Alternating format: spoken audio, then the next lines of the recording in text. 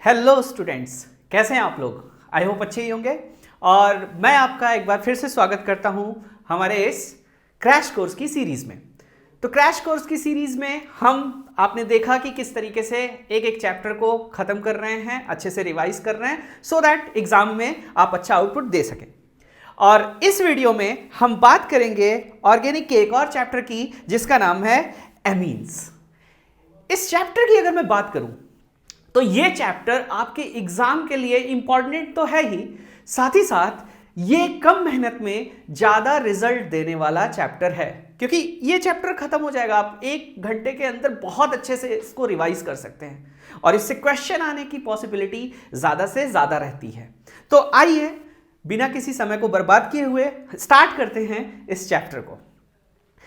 Amines, इस chapter में सबसे पहली बात जो हम करेंगे वो बात करेंगे कि एमीन्स आखिर होती क्या हैं और ये कितने तरीके की होती हैं। सो एमीन्स का ये डेफिनेशन आपको यहां लिख के दिखाई दे रहा होगा, लिखा हुआ दिखाई दे रहा है ये आपको कि ये क्या होता है। अब मैं इसको हिंदी में समझा देता हूं आपको बढ़िया से। आप सब लोग जानते हैं कि अमोनिया नाम का एक कंपाउंड होता है। क्या होता है? Ammonia, NH3। ओके, इस NH3 की स्ट्रक्चर को अगर और भी डिटेल में देखा जाए तो क्या दिखता है कि नाइट्रोजन है और उससे 3 हाइड्रोजन सिंगल बॉन्ड से जुड़े होते हैं और यहां पर एक लोन पेयर होता है। याद है? ओके, तो देखो अभी ये अमोनिया है जब तक आप यहां पे क्या किए हुए हो, जब तक यहां पे ये केवल और केवल हाइड्रोजन है। क्या होगा अगर मैं इस हाइड्रोजन को रिप्लेस कर दूं किसी एल्काइल ग्रुप से? मुझे क्या करना है? हाइड्रोजन को किसी एल्काइल ग्रुप से रिप्लेस कर देना है। So there will be an new compound, और ये जो नया कंपाउंड बनता है हाइड्रोजन की रिप्लेसमेंट से, इसी को हम कहते हैं एमीन्स। राइट? अब तुम्हारा अगला सवाल आएगा कि सर हाइड्रोजन तो 3 दिखा दिया आपने, क्या हम तीनों को रिप्लेस करेंगे या किसी को एक को ही रिप्लेस करने से काम हो जाएगा या 2 को रिप्लेस करना पड़ेगा? सो आओ देखते हैं। अगर मैं इस हाइड्रोजन में, ये अमोनिया में से इस अमोनिया में से अगर एक हाइड्रोजन को रिप्लेस करके कोई एल्काइल ग्रुप जोड़ दूं तो क्या बनेगा यार? RNH2 बनेगा। जनरल फॉर्मूला RNH2 होगा, बिकॉज एक ही हाइड्रोजन तुमने क्या किया है? रिप्लेस किया है। अब अगर मैं 2 हाइड्रोजन रिप्लेस कर दूं तो क्या हो जाएगा यार? ये कंपाउंड बनेगा। और अगर मैंने तीनों रिप्लेस कर दिया so it will B R3N। अच्छे से दिखाई दे रहा होगा। इसी के बेसिस पे कि कितने हाइड्रोजन अमोनिया से रिप्लेस किए गए हैं एल्काइल ग्रुप के द्वारा, एमीन्स को 3 कैटेगरीज में क्लासिफाई किया जाता है। और वो कौन कौन सी हैं?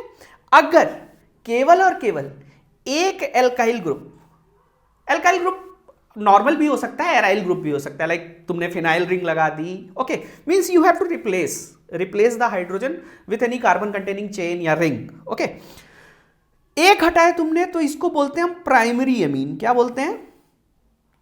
Primary amine. अगर तुमने 2 हटाया है तो इसको बोलते हैं सेकेंडरी एमीन, और तीनों के तीनों हटा के अगर बनाया हुआ है इसको बोलते हैं टर्शियरी एमीन। ओके, दिख रहा है सबको? ये सबको याद होगा कि इसको 1 डिग्री, 2 डिग्री, 3 डिग्री ऐसे लिखा जाता है, primary, secondary and tertiary amines. So this is clear कि एमीन्स क्या होती हैं और कितने तरीके की होती हैं। ओके, अब आप थोड़ा सा और भी बातें करते हैं इसके बारे में। इससे पहले थोड़ा सा स्क्रीन छोटी कर लेते हैं ताकि आपको पूरा दिखाई दे। सी, अब अमोनिया के स्ट्रक्चर की बात करते हैं और कंपेयर करेंगे इसको हम किसके साथ? इन एमीन्स के स्ट्रक्चर के साथ। अमोनिया के बारे में क्या याद है? अमोनिया बहुत फेमस है। जब केमिकल बॉन्डिंग हम पढ़े थे तो हमने क्या देखा था कि अमोनिया का हाइब्रिडाइजेशन क्या होता था? That was sp3 hybridised. sp3 hybridisation होने की वजह से जो अरेंजमेंट ऑफ इलेक्ट्रॉन पेयर्स था वो क्या था? टेट्राहेड्रल था। बट शेप क्या था? शेप के लिए आप केवल और केवल क्या देखते हो? बॉन्ड पेयर्स देखते हो, लोन पेयर नहीं देखते। लोन पेयर से आप हाइब्रिडाइजेशन बताते हो और arrangement of all the electron pairs बताते हो, but arrangement of bond pairs will tell you कि शेप क्या है कंपाउंड का। तो अमोनिया का शेप क्या होता था यार? पिरामिडल आता था। कैसा आता था? पिरामिडल। अब अगर ये पिरामिडल था तो what about amines, what about primary, secondary and tertiary amines? So obviously these amines will also follow कौन सा शेप? ये भी कैसी होती हैं? पिरामिडल होती हैं। अगली बात इनके बॉन्ड एंगल की। टेट्राहेड्रल अरेंजमेंट अगर इलेक्ट्रॉन पेयर्स का है तो bond angle should be what? Bond angle should be around 109 degree 28 minute, ये होना चाहिए। बट याद करो अमोनिया में क्या बोले थे? अमोनिया में हमने यही बताया था ना कि यार लोन पेयर होने की वजह से ये जो बॉन्ड पेयर्स हैं इन पे रिपल्शन आएगा। लोन पेयर अच्छा खासा रिपल्शन क्रिएट करता है, तो जब रिपल्शन क्रिएट करेगा तो रिपल्शन की वजह से क्या होगा? ये बॉन्ड पेयर्स पास आएंगे, और जब ये बॉन्ड पेयर्स पास आएंगे तो बॉन्ड एंगल में क्या दिखाई दे रहा है तुमको? थोड़ी सी कमी आ जाती है। तो इस वजह से अमोनिया में कितना होता था? 107 डिग्री होता था। अब तुमने क्या किया है? हाइड्रोजन हटा के एल्काइल ग्रुप लगा दिया है, तो अब क्या होगा? हाइड्रोजन हाइड्रोजन में ज्यादा रिपल्शन होगा या एल्काइल हाइड्रोजन में ज्यादा रिपल्शन होगा या एल्काइल एल्काइल में ज्यादा रिपल्शन होगा? Obviously alkyl group is bulkier than hydrogen, so bond angle 107 से थोड़ा सा ज्यादा होगा। एमीन्स के केस में बॉन्ड एंगल ना तो एग्जैक्टली 109 डिग्री 28 मिनट रहेगा और ना ही 107 रहेगा, इसके बीच में कहीं होगा। सो जो एमीन्स होती हैं इनका बॉन्ड एंगल क्या होता है? It is in between 107 degree to 109 degree 28 minute. So this was all about क्या चीज? This was all about the introduction of amine, कि what is amine and what are the types and what are the simple properties. Okay, यहां तक सब लोग clear होंगे। अब हम बढ़ते हैं अगले टॉपिक की तरफ। अगला टॉपिक है कि सर एमीन्स का नाम कैसे लिखा जाएगा? ठीक है, तो नॉमेनक्लेचर अच्छा खासा तुम लोगों को पढ़ाया जा चुका है, यहां एमीन्स आई हैं तो मैं एक रिकॉल करा देता हूं तुम लोगों को, है ना, ताकि जल्दी से खत्म करो इस चीज को। हर एक कंपाउंड का एक जनरल नेमिंग होता है, ये सबको याद होगा, है ना, कि एल्केन एल्कीन एल्काइन, है ना, कार्बोक्सिलिक एसिड का ओइक एसिड एल्केनोइक एसिड बोल देते हैं, ऐसे चलता है। उसी तरीके से जो एमीन्स होती हैं, एमीन्स में जो नेमिंग चलता है वो जनरल नेमिंग क्या होता है? एल्केनामाइन होता है। क्या होता है? एल्केनामाइन। और दूसरी चीज हमको क्या ख्याल रखना है कि जब आप नॉर्मल किसी हाइड्रोकार्बन का नेमिंग करते हो, अगर उसमें सब्स्टिट्यूशन हो जाता है या फंक्शनल ग्रुप की पोजीशन बतानी होती है तो आप काउंटिंग करते हो 1 2 3 4 कि ये चौथे कार्बन से लगा हुआ है, ये पांचवें कार्बन से लगा हुआ है। अब एमीन्स में क्या हो रहा है? एमीन्स में हो रहा है कि उस चेन में नाइट्रोजन आ जा रहा है ना, नाइट्रोजन आने की वजह से दिक्कत हो रही है। सो नाइट्रोजन की पोजीशन को कैसे बताएंगे? सो नाइट्रोजन की पोजीशन को बताने के लिए जब तक वो NH2 है, प्राइमरी एमीन है, तब तो आप उसको कार्बन से जुड़ा हुआ मान के नंबरिंग करके बता दोगे। लेकिन अगर नाइट्रोजन से और अदर ग्रुप्स जुड़े हुए हैं तो उनकी पोजीशन के आगे कोई नंबर ना लगा के कैपिटल N लगाया जाता है। ये सबको याद आ रहा होगा कि हाँ ऐसा कुछ पढ़ा था हमने, है ना, पिछले जन्म में। खैर आओ कंसंट्रेट करते हैं इस पे। जैसे है कि ये वाला एग्जाम्पल देखो, कौन सा एग्जाम्पल की बात कर रहा हूं मैं? ये वाले एग्जाम्पल की बात कर रहा हूं। अब इसमें देखो ये है सिंपल 3 बार सब्सटीट्यूटेड एल्काइल ग्रुप से, वो भी मिथाइल है सिंपल यहां देखा जाए तो। इस केस में क्या किया जाता है? जो लॉन्गर चेन होती है, लॉन्गेस्ट चेन होती है, उसको माना जाता है वर्ड रूट के लिए। वर्ड रूट के लिए उसको हम कंसीडर करते हैं। यहां सब बराबर है तो किसी को भी मान लो, एक इसको चलो हम मान लेते हैं कि ये वर्ड रूट के लिए काम करेगा। अब यहां पर नाइट्रोजन से 2 तुम्हारे CH3 ग्रुप जुड़ गए हैं, तो क्या किया जाए, है ना, और 2 हैं तो क्या करोगे? N, di methyl. ओके, और प्रिंसिपल चेन तुमने ये माना हुआ है तो ये क्या हो जाएगा? मिथेनामाइन। करेक्ट। ओके, अब ये वाला देखो, यहां पर इस कंपाउंड में नाइट्रोजन से कोई अलग से ग्रुप आके जुड़ा नहीं हुआ है। नाइट्रोजन पहले तो एक चेन का पार्ट है, अब उस NH2 में से कुछ होता है तब N पोजीशन N लगाते हैं आगे। यहां क्या है? ये प्रिंसिपल चेन 6 की है और इसमें 2 टर्मिनल्स पे NH2 ग्रुप लगा हुआ है, तो कुछ नहीं करना है, हेक्सेन, प्रिंसिपल चेन आपकी हेक्सेन से हो जाएगी। और हेक्सेन के बाद क्या होगा? आपको क्या करना है? पहली पोजीशन यानी कि first position and last position that is 6th position, तो 1,6 डाइएमीन। क्लियर? अब देखो ये वाला कंपाउंड, इस वाले कंपाउंड में अगर तुम देखो तो क्या लिखा हुआ है? बेंजीन रिंग आ गई और उस पे NH2 ग्रुप आके लग गया है। तब क्या करना है? कुछ दिक्कत नहीं है, इसको आप बेंजीनामीन लिख दीजिए। या फिर इसका एक और नाम होता है एनिलीन, ये भी एक्सेप्टेड है IUPAC नेमिंग में। याद आ रहा है ना? ओके, चलो एक आध और चीजें देख लेते हैं। अब जैसे ये वाला कंपाउंड है, यहां एक चीज मिसिंग है, यहां NH2 लिख लो कि एनिलीन है, और एनिलीन में ऑर्थो पोजीशन पे क्या लगा दिया? CH3 लगा दिया। तो एनिलीन में चाहे ऑर्थो पोजीशन पे, मेटा पोजीशन पे, पैरा पोजीशन पे, किसी भी पोजीशन पे अगर एनिलीन के साथ CH3 ग्रुप लगा होता है उसको हम बोलते हैं टोलुडीन। क्या बोलते हैं? टोलुडीन। तो फर्क क्या रहा? ऑर्थो पोजीशन, मेटा पोजीशन और पैरा पोजीशन। कैसे? देखो, अगर यहां पर लगा हुआ है मतलब ऑर्थो पोजीशन पर लगा हुआ है तो आप इसको बोलोगे ऑर्थोटोलुडीन। यही अगर मेटा पे लगा होता है तो क्या बोलते हैं? मेटाटोलुडीन। यही अगर पैरा पे लगा होता है तो क्या बोलते हैं? पैराटोलुडीन। याद आ रहा है ना सब कुछ? और ये वाला देखो, ये वाला कंपाउंड, इस वाले कंपाउंड को क्या बोलते हैं? सिंपल, ये एनिलीन था या बेंजेनामीन था, और उसमें तुमने NH2 वाले से क्या कर दिया? 2 रिप्लेसमेंट कर दिए। तो उसको कैसे बताओगे तुम? पोजीशन को कैसे जस्टिफाई करोगे? N, dimethyl benzenamine. Okay, so I hope यहां तक सब लोग क्लियर हो गए होंगे कि नेमिंग क्या करते हैं, कैसे होती है, ये याद आ गया होगा सबको। अब बढ़ते हैं हम लोग नेक्स्ट टॉपिक की तरफ। यहां तक सब लोग क्लियर? ओके, कि ये क्या बोलते हैं, एमीन्स क्या होती हैं, कितने टाइप की होती हैं, उनकी प्रॉपर्टी क्या होती है, और उनकी नेमिंग को कैसे किया जाता है, इसका एक बेसिक आइडिया सबको मिल गया होगा। अब बात आती है, अच्छा सर, ये जो एमीन्स आप बता रहे हैं इसको बनाया कैसे जाता है, प्रिपेयर कैसे किया जाता है?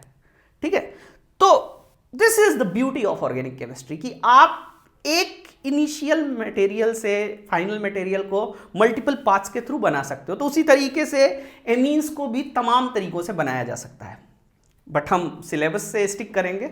सिलेबस में आपके जो जो दिया हुआ है वो सारी चीजें मैं पढ़ाऊंगा, ठीक है?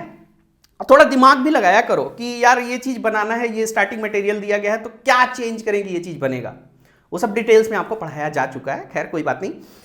देखो, सबसे पहला यहां पे जो हम केस पढ़ने जा रहे हैं वो क्या पढ़ने जा रहे हैं? We are going to study की preparation of amine nitro compounds के रिडक्शन से कैसे बनता है। ओके, क्या होता है यार nitro compound?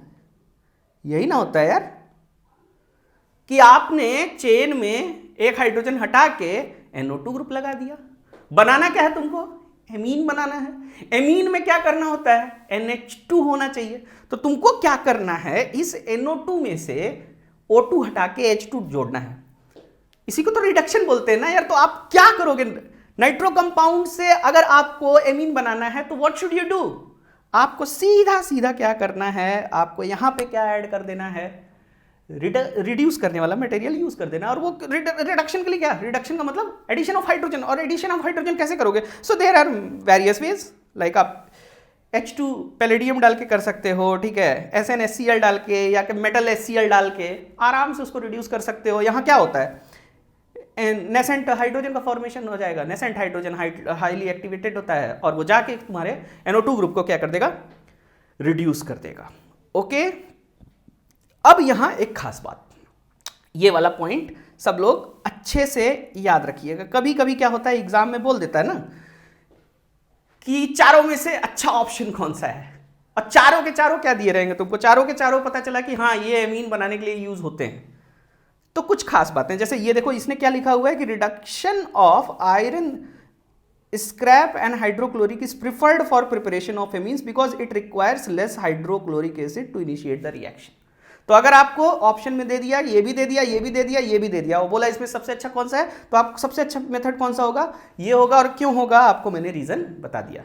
So this was the one method for the preparation of क्या चीज? Nitro compounds, preparation of amines from reduction of nitro compounds. I hope यहां तक सब लोग क्लियर होंगे। Let's come to the next point. अब ये क्या है? अमोनोलिसिस ऑफ एल्काइल हैलाइड, कि इससे कैसे बनाया जाता है? अमोनोलिसिस ऑफ एल्काइल हैलाइड से क्या होता है? अमोनोलिसिस का मतलब क्या है? पहली चीज, हाइड्रोलिसिस पढ़ के आए हो ना सब लोग, है ना? फिजिकल केमिस्ट्री में पता नहीं कितनी बार फिजिकल केमिस्ट्री में तुम लोग हाइड्रोलिसिस पढ़े होगे, इलेक्ट्रोकेमिस्ट्री में तुम लोग इलेक्ट्रोलिसिस पढ़े होगे। तो what is the meaning of lysis? Break down, simply तोड़ देना, ठीक है? अब वो पानी के प्रेजेंस में किया तो हाइड्रोलिसिस हो गया, है ना? और अगर वही चीज तुम किसके प्रेजेंस में करते हो? इलेक्ट्रिसिटी के प्रेजेंस में करते हो तो उसको तुम इलेक्ट्रोलिसिस बोल देते हो। तो अमोनोलिसिस का मतलब क्या हुआ? अमोनोलिसिस ऑफ एल्काइल हैलाइड्स मतलब तुम एल्काइल हैलाइड को तोड़ोगे अमोनिया के प्रेजेंस में। सो इसको बोला जाता है क्या चीज? अमोनोलिसिस। तो इस रिएक्शन में हो क्या रहा होता है, देखो भाई। सबसे पहली चीज, आप ले लेते हो RX और क्या ले लेते हो? अमोनिया। इसी से बनती है amine. This is known as ammonolysis of alkyl halide, या कभी कभी बोल देता है reaction of alkyl halide with ammonia. तो देखो होता क्या है यहां पर, सिंपल सी बात अगर मैं करूं तो ये अमोनिया के पास लोन पेयर है, ठीक है, और इस RX में क्या है? पोलैरिटी है, सिंगल बॉन्ड है भैया, ये डेल्टा निगेटिव डेल्टा पॉजिटिव। तो क्या हो सकता है, ये अटैक कर सकता है ना यहां R पे, है ना, ये कार्बन सेंटर पे अटैक कर सकता है। तो मतलब न्यूक्लियोफिलिक अटैक हो सकता है, और न्यूक्लियोफिलिक अटैक यहां कौन सा पॉसिबल होगा? SN2 अटैक पॉसिबल होगा। याद करो SN2 वगैरह पढ़े हो तुम लोग, है ना। अब SN2 अटैक होगा तो होगा क्या? ऑब्वियसली एक हाइड्रोजन और X निकल जाएगा, ओके, और बनेगा क्या? RNH2, okay. अब अमोनोलिसिस करा रहे हो, अमोनिया अभी भी सिस्टम में प्रेजेंट है, ये फिर से क्या कर सकता है? अटैक कर सकता है इस R ग्रुप के ऊपर, है ना, और फिर से अटैक करेगा तो क्या बन जाएगा? एक सेकेंड, ये नहीं, अमोनिया प्रेजेंट है, साथ ही साथ ये RX पे अटैक करेगा, ये वाला प्राइमरी अमीन। तो प्राइमरी अमीन अगर फिर से अटैक करेगा यहां पे, ये निकल जाएगा वापस से, और अब क्या बन जाएगा तुम्हारा? R2NH बन जाएगा। और फिर से यही चीज, ये वाला अटैक करेगा किस पे? जो ओरिजिनल RX लिए थे वहां अटैक करेगा, तो क्या बन जाएगा? R3N बन जाएगा। अभी भी लोन पेयर प्रेजेंट है, फिर से अटैक कर सकता है किस पे? RX पे, तो ये क्या बन जाएगा? R4N, मतलब ये सॉल्ट बन जाएगा, ठीक है। इसको क्वाटर्नरी, अब देखो अमोनोलिसिस ऑफ एल्काइल हैलाइड तुमने कराया तो कितनी पॉसिबिलिटी आई? तुम्हारा प्राइमरी अमीन भी बना है, तुम्हारा सेकेंडरी अमीन भी बना है, और तुम्हारा टर्शियरी अमीन भी बना है, साथ ही साथ एक क्वाटर्नरी सॉल्ट भी बना हुआ है जब एल्काइल हैलाइड का अमोनोलिसिस किया गया। तो यानी कि इस मेथड की खास बात क्या हो गई कि you will be getting a mixture of primary, secondary, tertiary and quaternary salt will be obtained. कब? जब आप इस मेथड के थ्रू एमीन बनाने जा रहे होगे। लेकिन अब तुम्हारा सवाल होगा कि सर हम बनाना तो एक ही चाह रहे थे, अब क्या करें? हमको तो प्राइमरी अमीन ही बनाना था, ठीक है। तो प्राइमरी अमीन बनाना था तो तुम खुद सोचो ये रिएक्शन आगे क्यों बढ़ी? ये रिएक्शन आगे बढ़ने का रीजन क्या था? रिएक्शन आगे बढ़ने का रीजन ये था कि RX सिस्टम के अंदर प्रेजेंट था।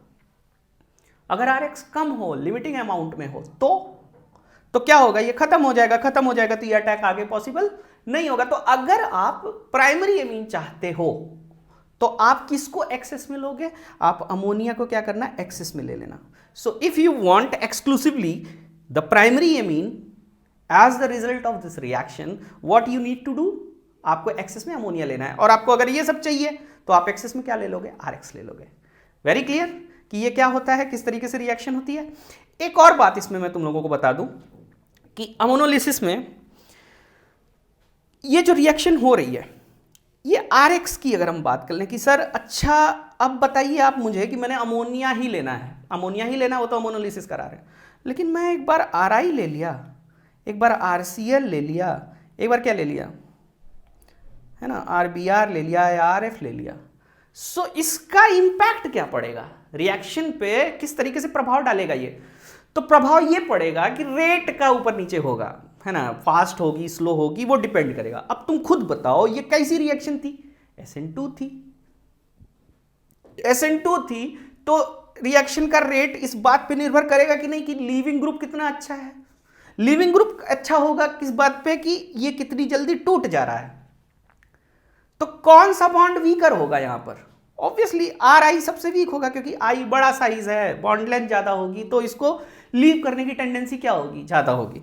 सो अगर आप रेट कंपेयर करना चाहते हो तो रेट इस तरीके से वेरी करता है। RI का रेट सबसे ज्यादा होता है, फिर इसके बाद किसका होता है, RBr का होता है, सबसे कम किसका होता है, RCl का होता है।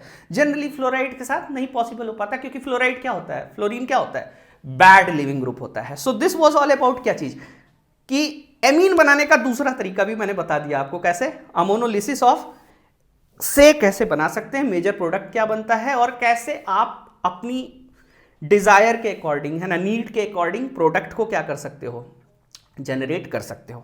पक्का सबको समझ आ गया? ओके, तो अब बढ़ते हैं हम लोग नेक्स्ट टॉपिक की तरफ। ठीक है, टॉपिक अगला क्या होगा, मेथड अगले मेथड की तरफ। दो मेथड जान चुके हम लोग, नाइट्रो से बना लिया, है ना, किससे बना लिया, और नाइट्रो से बना लिया, और एल्काइल हैलाइड से बना लिया। अब जाओ नाइट्राइल से बनाते हैं। नाइट्राइल सबको पता होगा, नाइट्राइल का मतलब क्या होता है, RCN।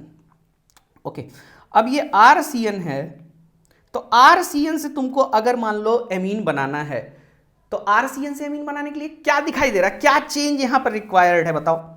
कि भाई अगर मैं ये ट्रिपल बॉन्ड हटा दूं, और ये ट्रिपल बॉन्ड हटाने के बाद यहां पे हाइड्रोजन जोड़ दूं, तो अपना काम हो जाएगा। हाइड्रोजन जोड़ दूं तो काम हो जाएगा। हाइड्रोजन जोड़ दूंगा तो मतलब क्या हुआ, रिडक्शन। रिडक्शन करने के लिए तुमको क्या चाहिए, रिड्यूसिंग एजेंट। तो तगड़ा वाला रिड्यूसिंग एजेंट ले लो, ये रिड्यूसिंग एजेंट है तगड़ा वाला, नाम लिखा हुआ है तुम्हारे सामने, और इसके प्रेजेंस में इसका रिएक्शन करा दो, तुमको आराम से मिल जाएगा क्या, प्राइमरी एमीन। लेकिन एक बात यह है कि जब आप ये वाला रिडक्शन करा रहे होते हो, है ना, इस मेथड से आप केवल और केवल प्राइमरी एमीन ही जनरेट कर पाओगे। ठीक है, exclusively you will be getting primary amine by the reduction of nitriles. So ये तीसरा मेथड भी हो गया कि एमीन कैसे बनाना है, by reduction of nitriles. Okay, let's come to the next method, amide से बनाते हैं वो। ठीक है, एमाइड से बनाने के लिए क्या करना है, यहां NH2 तो दिख रहा है, लेकिन एक दिक्कत कौन कर रहा है, ये CO ग्रुप कर रहा है ना। NH2 का तो फर्दर रिडक्शन नहीं पॉसिबल है, वहां जितना हाइड्रोजन जुड़ सकता था जुड़ा हुआ है ना, और जोड़ दोगे तो वो अमोनिया हो जाएगा, that will be no more amine. अब क्या किया जाए भैया, ये CO हमको हटाना है, reducing agent lithium aluminium hydride use करो, आराम से यहाँ अटैक होगा, ये हट जाएगा और ये तुम्हारा फॉर्मेशन हो जाएगा। ठीक है, so this is the method for the preparation of amine from what, किससे बनाया गया इसको, एमाइड से। कैसे बनाया जाता है, ये भी रिडक्शन के थ्रू ही बनाया जाता है। चलो बिना टाइम का वेस्ट किए अगले मेथड को भी रिवाइज कर लेते हैं। ये मेथड बड़ा अच्छा लगता है मुझको, है ना, अच्छा खासा मैकेनिज्म है, बड़े बड़े स्ट्रक्चर हैं, है ना, तो केमिस्ट्री वाला फील भी आता है, और आसान है, कोई बहुत कठिन भी नहीं है। इसको बोलते क्या है, Gabriel phthalimide synthesis. Name reaction है, इंपॉर्टेंट है। ठीक है, तो सवाल कभी कभी पूछ लेता है कि which of the following product is possible from Gabriel phthalimide synthesis, या पूछ लेगा कि थैलीमाइड क्या है ना। तो इससे आपको ये सारा आइडिया लग जाएगा, दिखाई दे रहा है सारा कुछ, रिएक्शन साफ साफ दिखाई दे रही है। मैं बता दिया आप लोगों को, पहले बता दूं कि गैब्रियल थैलीमाइड सिंथेसिस जो आप यूज करोगे, Gabriel phthalimide synthesis is used for the preparation of primary amines. किसके लिए यूज होता है ये, प्राइमरी एमीन्स के प्रोडक्शन के लिए यूज होता है। तो भैया ये प्राइमरी एमीन्स का प्रोडक्शन कैसे हो रहा है सर, ये बड़ी खतरनाक रिएक्शन लिखी हुई है, क्या करें। तो आओ आराम से देखते हैं, है ना। सिंपल है, ऑर्गेनिक केमिस्ट्री बहुत सिंपल इसलिए है क्योंकि अगर तुम इंसान को समझते हो, है ना, तो तुमको कंपाउंड्स का भी नेचर समझ आएगा कि भैया ये वाला आदमी है, इसका नेचर ऐसा था, बहुत बहुत बदमाशी, ये आ रहा है, इससे बच के रहो, इसके सामने ये मत बोलना, ऐसा होता है ना नेचर। तो उसी तरीके से जो केमिकल्स होते हैं ना, उनका भी नेचर होता है। आप नेचर एक बार समझ गए तो जिंदगी भर के लिए आपको ऑर्गेनिक केमिस्ट्री बहुत सस्ती लगेगी, आसान लगेगी। देखो सबसे पहला काम क्या किया हुआ है, इसने थैलीमाइड ले लिया। और थैलीमाइड क्या होता है, थैलीमाइड सबको पता है, थैलीमाइड इसको बोलते हैं, जिसको नहीं पता है जान लो कि दिस इज थैलीमाइड। कि इस तरीके का स्ट्रक्चर होता है, एक NH ग्रुप लगा होता है। हम क्या करते हैं, इसमें डालते हैं KOH। और KOH क्या है यार, स्ट्रॉन्ग बेस है। मतलब KOH सिस्टम के अंदर क्या लिबरेट कर रहा होगा, OH माइनस जनरेट कर रहा होगा। ओके, और बेस का काम क्या होता है, एक्सट्रैक्शन ऑफ एसिडिक प्रोटॉन, है ना। कोई भी जो एसिडिक हाइड्रोजन है उसको वो सिस्टम से उठा लेता है। तो ये देखो यहां पे ये वाला जो हाइड्रोजन है ना, ये थैलीमाइड वाला, ये एसिडिक है। अब कोई चीज एसिडिक कैसे हो गई, एसिडिक हाइड्रोजन कैसे बोल दिए सर आप, यार एसिडिक हाइड्रोजन का मतलब ये हुआ कि ये आसानी से यहां निकलना चाहता है, जल्दी से निकलना चाहता है। निकलना क्यों चाहेगा? निकलना तब चाहेगा अगर इसके निकलने से यहां पे एक स्टेबल एंटिटी का फॉर्मेशन हो। तो अगर ये यहां से देखो निकल जाएगा, N माइनस आ जाएगा और N माइनस कंजुगेशन में रहेगा, तो system will get stabilize. That is why ये वाला हाइड्रोजन क्या है? एसिडिक है, क्योंकि इसके निकलने से एक स्टेबल सिस्टम का फॉर्मेशन हो रहा है। तो होगा क्या, ये यहां से इसको एब्स्ट्रैक्ट कर लेगा। ये जब इसको एब्स्ट्रैक्ट कर लेगा तो आप देखोगे अब ये जो पोटेशियम है, पोटेशियम का K प्लस है, ये आके यहां जुड़ जाएगा, एक आयनिक तरीके की एंटिटी बना लिया, सॉल्ट बना लिया। ओके, इस सॉल्ट के बनने के बाद अब आपको क्या करना है, सिस्टम के अंदर जो भी प्राइमरी एमीन चाहिए, मतलब आप जिस भी तरीके का R ग्रुप चाहते हो वो वाली अल्काइल हैलाइड ले लो। और ध्यान रखना प्राइमरी अल्काइल हैलाइड लेना, ठीक है? क्यों? क्योंकि ये जो N माइनस वाला एंटिटी बना हुआ है ना यहाँ, it will be acting as a nucleophile. Obviously ये न्यूक्लियोफाइल की तरह काम करेगा ना यार, इसके पास इलेक्ट्रॉन रिच एंटिटी है, कहीं इलेक्ट्रोफिलिक न्यूक्लियोफिलिक सेंटर पे जाना चाहेगा। तो न्यूक्लियोफिलिक सेंटर पे जाना चाहेगा, तो जब ये न्यूक्लियोफाइल है, बल्कि है, तो ये इजीली अटैक कहां कर पाएगा? जहां पे लेस हिंडर्ड साइट हो। तो आपको ये RX कैसा लेना है? प्राइमरी लेना है, ताकि हिंड्रेंस क्या हो? मिनिमम। अब देखो ये कर गया अटैक, यहां पर अटैक करके अपना KX बना के निकल लिया वो सिस्टम से, ठीक है? सिस्टम से निकल गया तो हमारा ये इंटरमीडिएट बन गया, ठीक है? खतरनाक सा स्ट्रक्चर है, क्या नाम होगा इसका? N alkyl phthalimide. नाम से भी पढ़े थे ना कि N के साथ कुछ भी अगर बवाल हुआ है तो उस पोजीशन को कैसे दिखाना है तुमको? कैपिटल N से दिखाना है। अब देखो, अब हम क्या करते हैं, ये जो N एल्काइल थैलीमाइड डाले, इसमें डालते हैं NaOH। और जब इसमें NaOH डालते हैं तो अच्छा खासा मैकेनिज्म है इसका, जो पढ़ाया जा चुका है आप लोगों को, फिर भी मैं रिकॉल करा देता हूं एक बार। क्या होता है, ये NaOH फिर से OH माइनस जनरेट किया, बेस है ना?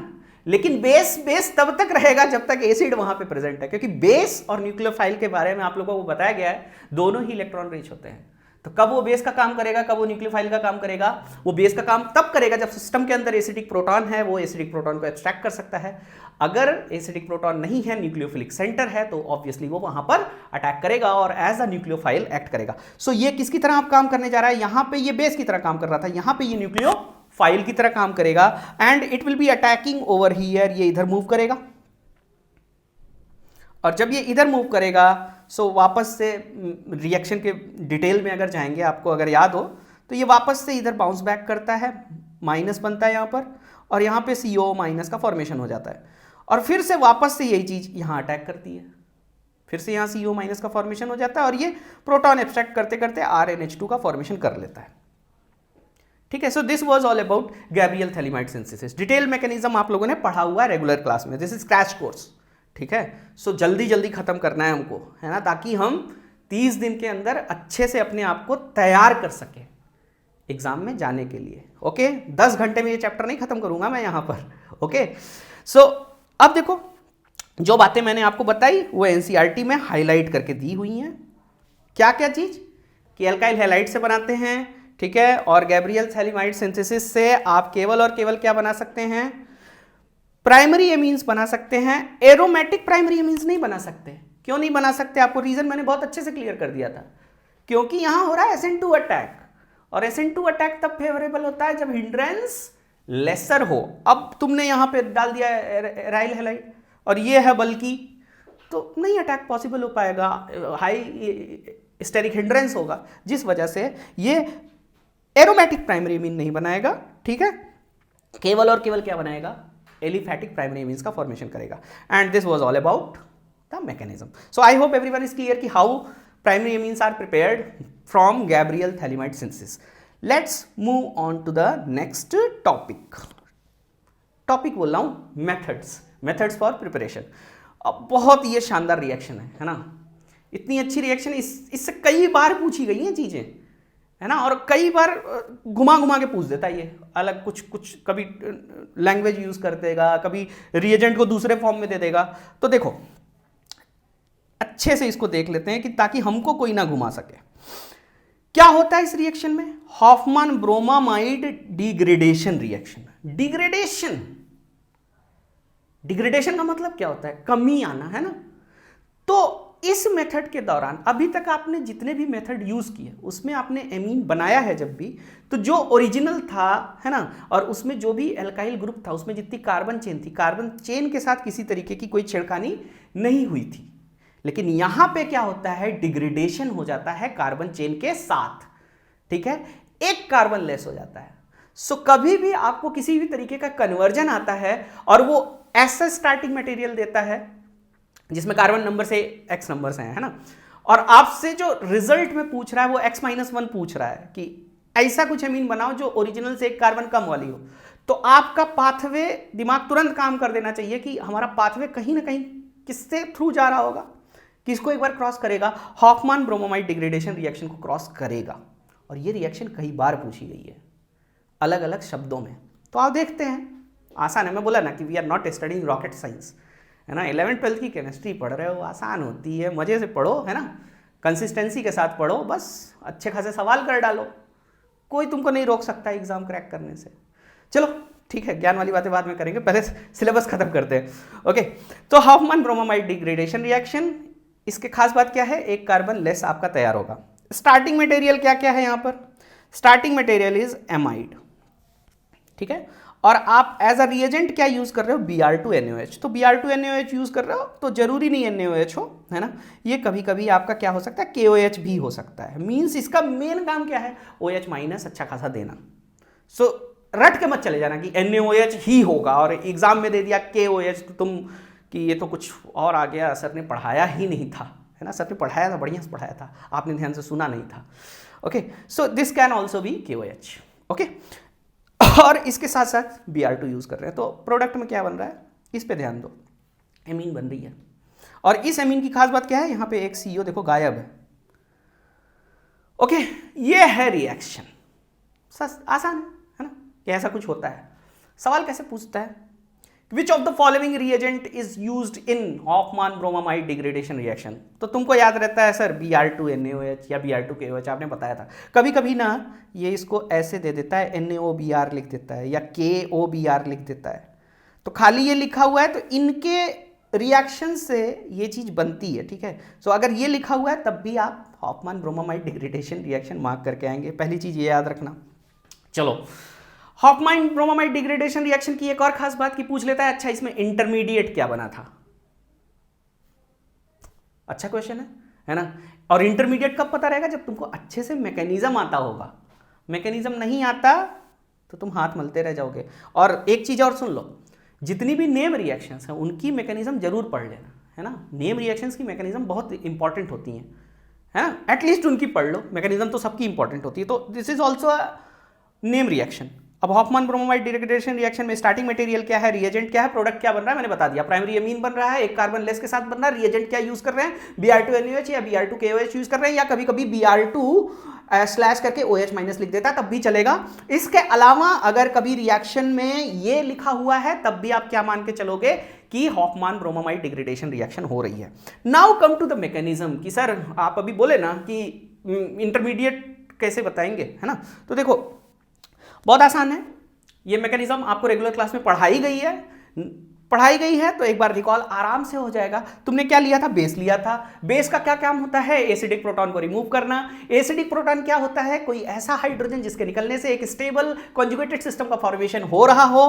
तो देखो यहां पर ये जो एमाइड है, एमाइड में ये जो नाइट्रोजन से जुड़ा हुआ हाइड्रोजन है, this is acidic in nature. Why it is acidic in nature? क्योंकि इसको निकालोगे तो N- बनेगा, कंजुगेशन बढ़िया अच्छा खासा होगा।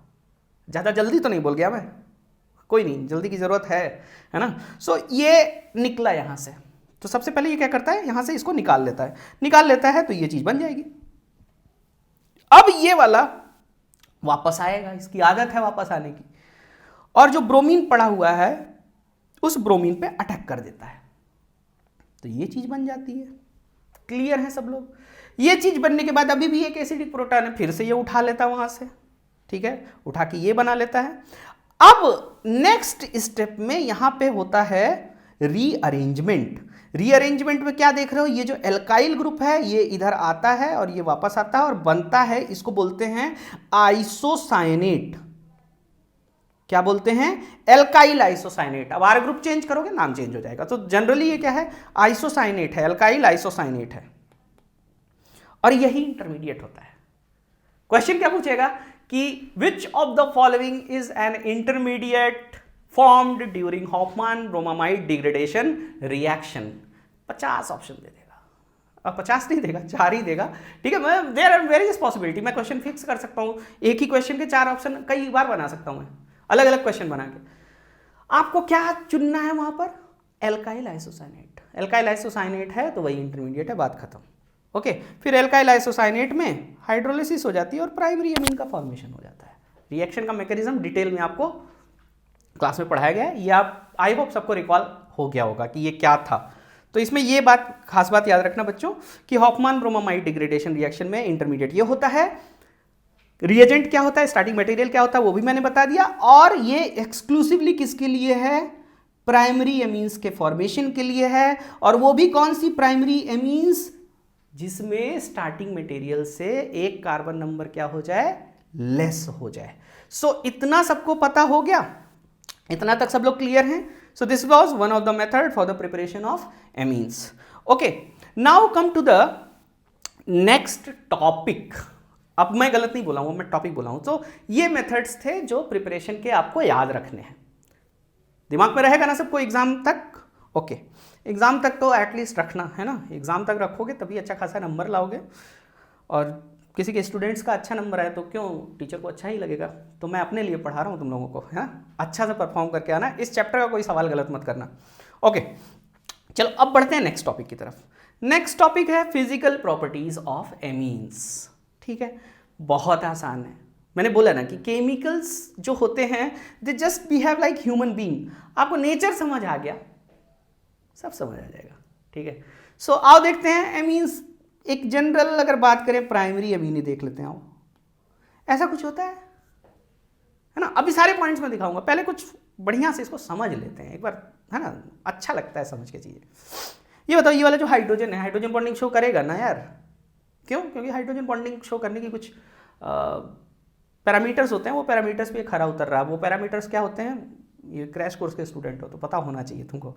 ओके, देखो फिजिकल प्रॉपर्टी में सबसे पहली चीज हम बात करेंगे फिजिकल स्टेट की। क्या होना चाहिए इसका फिजिकल स्टेट। फिजिकल स्टेट किस बात पर निर्भर करता है, सबसे क्लियर बात तो ये कि फिजिकल स्टेट किस बात पर निर्भर करता है, पहले तो ये पता होना चाहिए ना यार भाई, दो मॉलिक्यूल्स के बीच में जितना अच्छा इंटरेक्शन होगा, है ना, जितना तगड़ा इंटरेक्शन होगा उतना वो सॉलिड की तरफ बढ़ेगा, उतना वो सॉलिड स्टेट की तरफ बढ़ेगा। मतलब कि अगर दो गैसेस हैं, एक गैस में इंटरेक्शन कम है तो वो ज़्यादा गैस है, और एक में इंटरेक्शन ज़्यादा हो गया तो उसको लिक्विफाई करना आसान है, मतलब वो लिक्विड स्टेट की तरफ बढ़ रही है। कोई लिक्विड है उसमें और अच्छा इंटरेक्शन है तो उसका बॉइलिंग पॉइंट क्या हो जाएगा, बढ़ जाएगा, है ना, that will remain for larger time frame के लिए वो लिक्विड स्टेट में रहेगा। तो खैर वो सब ठीक है। तो प्राइमरी एमीन्स की अगर हम बात करें तो जो छोटे होते हैं, ठीक है, प्राइमरी एमीन्स विथ 3 और मोर कार्बन एटम्स, ठीक है, 3 और मोर कार्बन एटम्स, छोटी चेन होती है। तो ये किस स्टेट में रहते हैं, देखो लिक्विड स्टेट में रहेंगे। और ज़्यादा बड़ा कर लोगे तो क्या हो जाएगा, सॉलिड हो जाएगा। वंडरवॉल इंटरेक्शन बढ़ गया तो that they will become solid. और इनकी जो ऑर्डर होती है गैसियस स्टेट में वो फिशी ऑर्डर होती है, गंदी सी स्मेल आती है। ठीक है, तो ये ऑर्डर के बारे में भी याद रखना कि फिशी ऑर्डर किसके चलते आता है।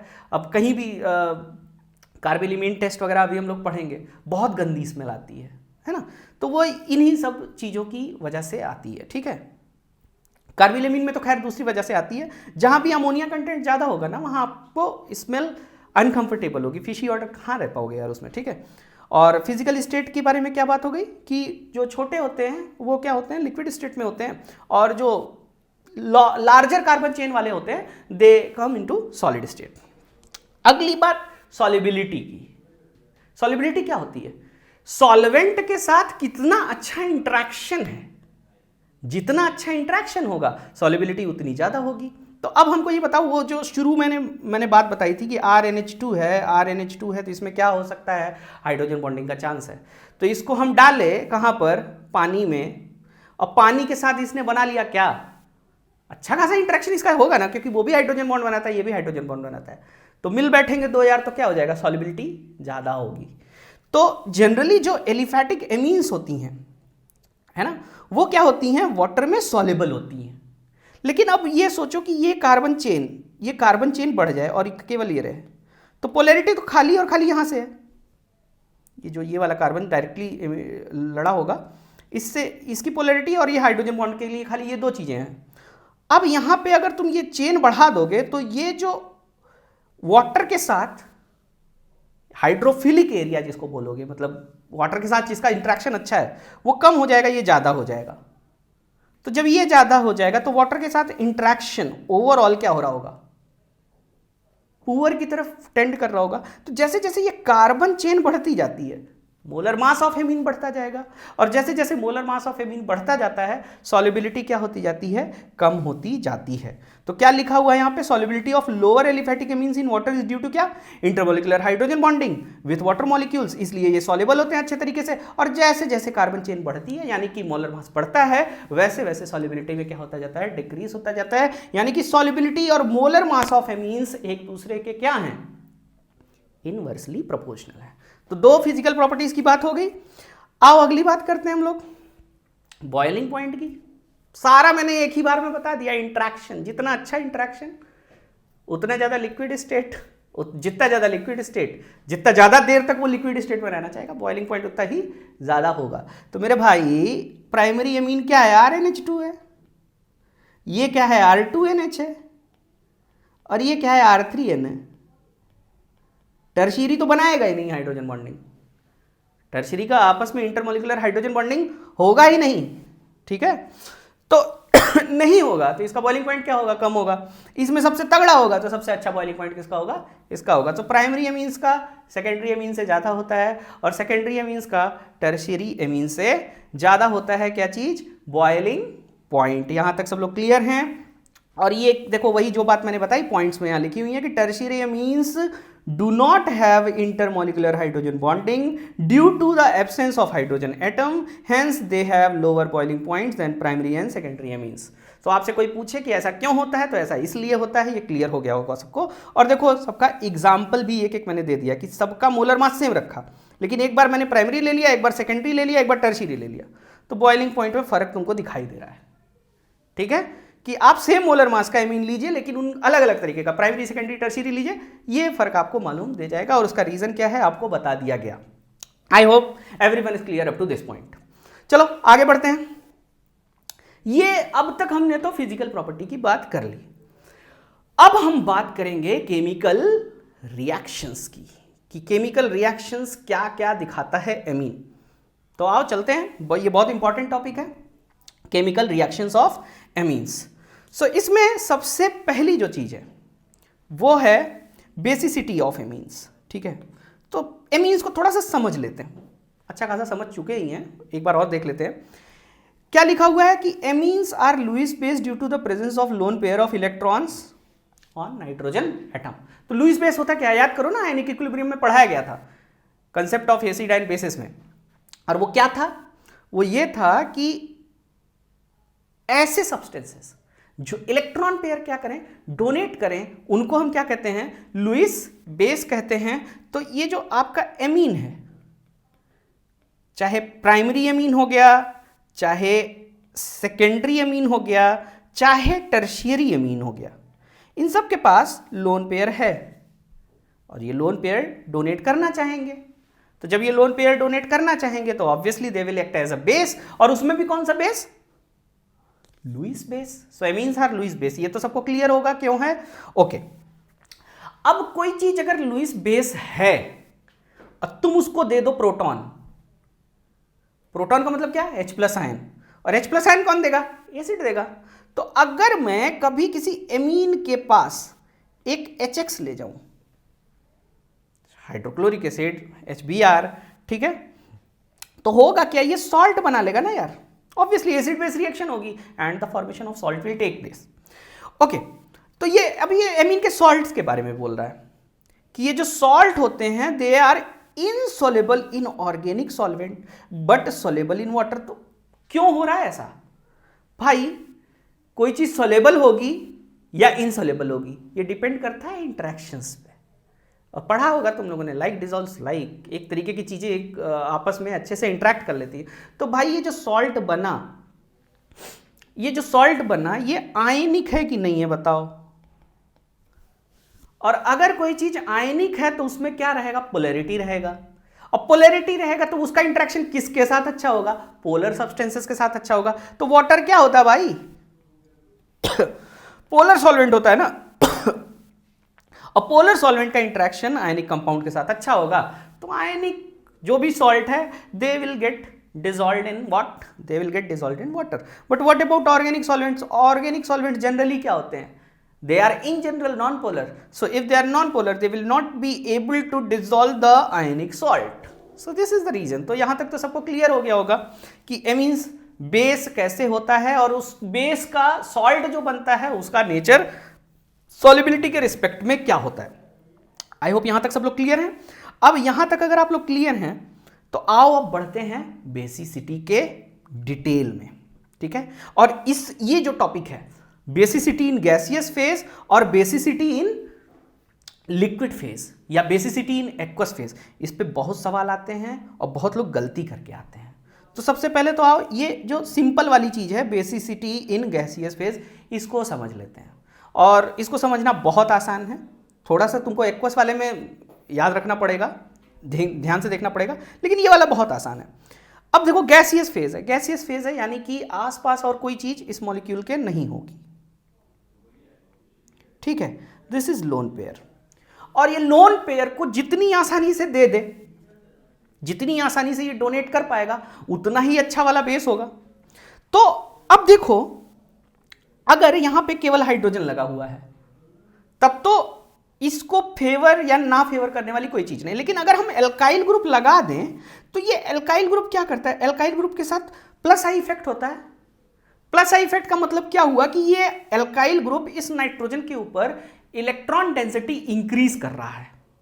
तो जब ये यहां इलेक्ट्रॉन डेंसिटी इंक्रीज करेगा, ऑलरेडी इसके पास लोन पेयर है, तो क्या होगा, घबरा जाएगा वो एकदम कि यार ऑलरेडी मेरे ऊपर नेगेटिव चार्ज था, ये लोग तो और नेगेटिव कर रहे हैं मुझको। तो वो एक तरीके से नाइट्रोजन एटम स्ट्रेस में आ रहा है। Stress due to what, due to excess electron richness. तो क्या करना चाहिए, जल्दी से मेरा ये लोन पेयर कोई ले ले, मैं तो पहले ही ये लोन पेयर देना चाहता था, अब तो ये और मेरे ऊपर दबाव बना रहा है एल्काइल ग्रुप, तो मैं ये लोन पेयर देना चाहता हूं किसी को, जल्दी ले लो भाई, है ना। तो इसकी लोन पेयर डोनेशन की टेंडेंसी क्या हो जाती है, बढ़ जाती है। क्यों बढ़ जाती है, जब आप यहां पे आर ग्रुप लगा देते हो। एल्काइल ग्रुप लगाने से इसकी टेंडेंसी बढ़ रही है। टेंडेंसी बढ़ रही है मतलब क्या हो रहा है, बेसिसिटी बढ़ रही है, बेसिक स्ट्रेंथ क्या हो रही है, इंक्रीज हो रही है।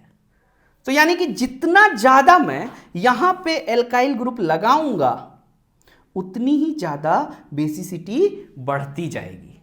सो gaseous phase is very simple कि more the number of alkyl groups, more the number of groups having plus I effect,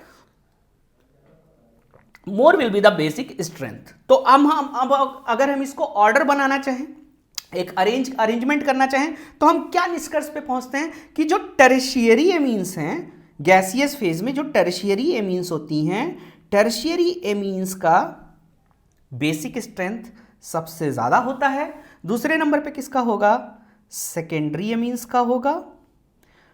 तीसरे नंबर पे किसका होगा, प्राइमरी एमीन्स का होगा। और सबसे कम किसका होगा, अमोनिया का होगा। मतलब कि when this ammonia is not substituted with any alkyl group. So I hope सबको दिख रहा होगा।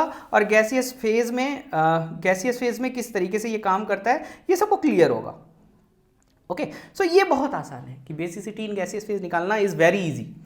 बट ट्रिकी कौन है, ये बहुत अच्छा है, इसमें मजा आएगा आपको। Basicity in aqueous phase, gaseous phase में उसके आसपास जो भी आपका एमीन मॉलिक्यूल था उसके आसपास एमीन वाले उसी की फैमिली के लोग थे, है ना, एमीन एमीन एमीन, तो कोई हिंड्रेंस नहीं था, किसी और तरीके की कोई दिक्कत नहीं थी। लेकिन जब हम एक्वस फेज की बात करते हैं, सपोज करो वही बात मैं कर रहा हूं कि फिर से एल्काइल ग्रुप क्या करेगा, एल्काइल ग्रुप उसके स्ट्रेस को बढ़ाएगा, है ना, कि तुम जल्दी से लोन पेयर दो किसी को, और बोलेगा हाँ भाई मैं लोन पेयर देना चाहता हूँ, जल्दी से कोई ले ले। लेकिन अगर कोई लेने वाला ही ना आए है ना, आखिर वो लोन पेयर ऐसे तो है नहीं कहीं रख के चला जाता है, ऑब्वियसली उसको कोई ना कोई एक्सेप्ट करने वाला मॉलिक्यूल भी होता है सिस्टम के अंदर।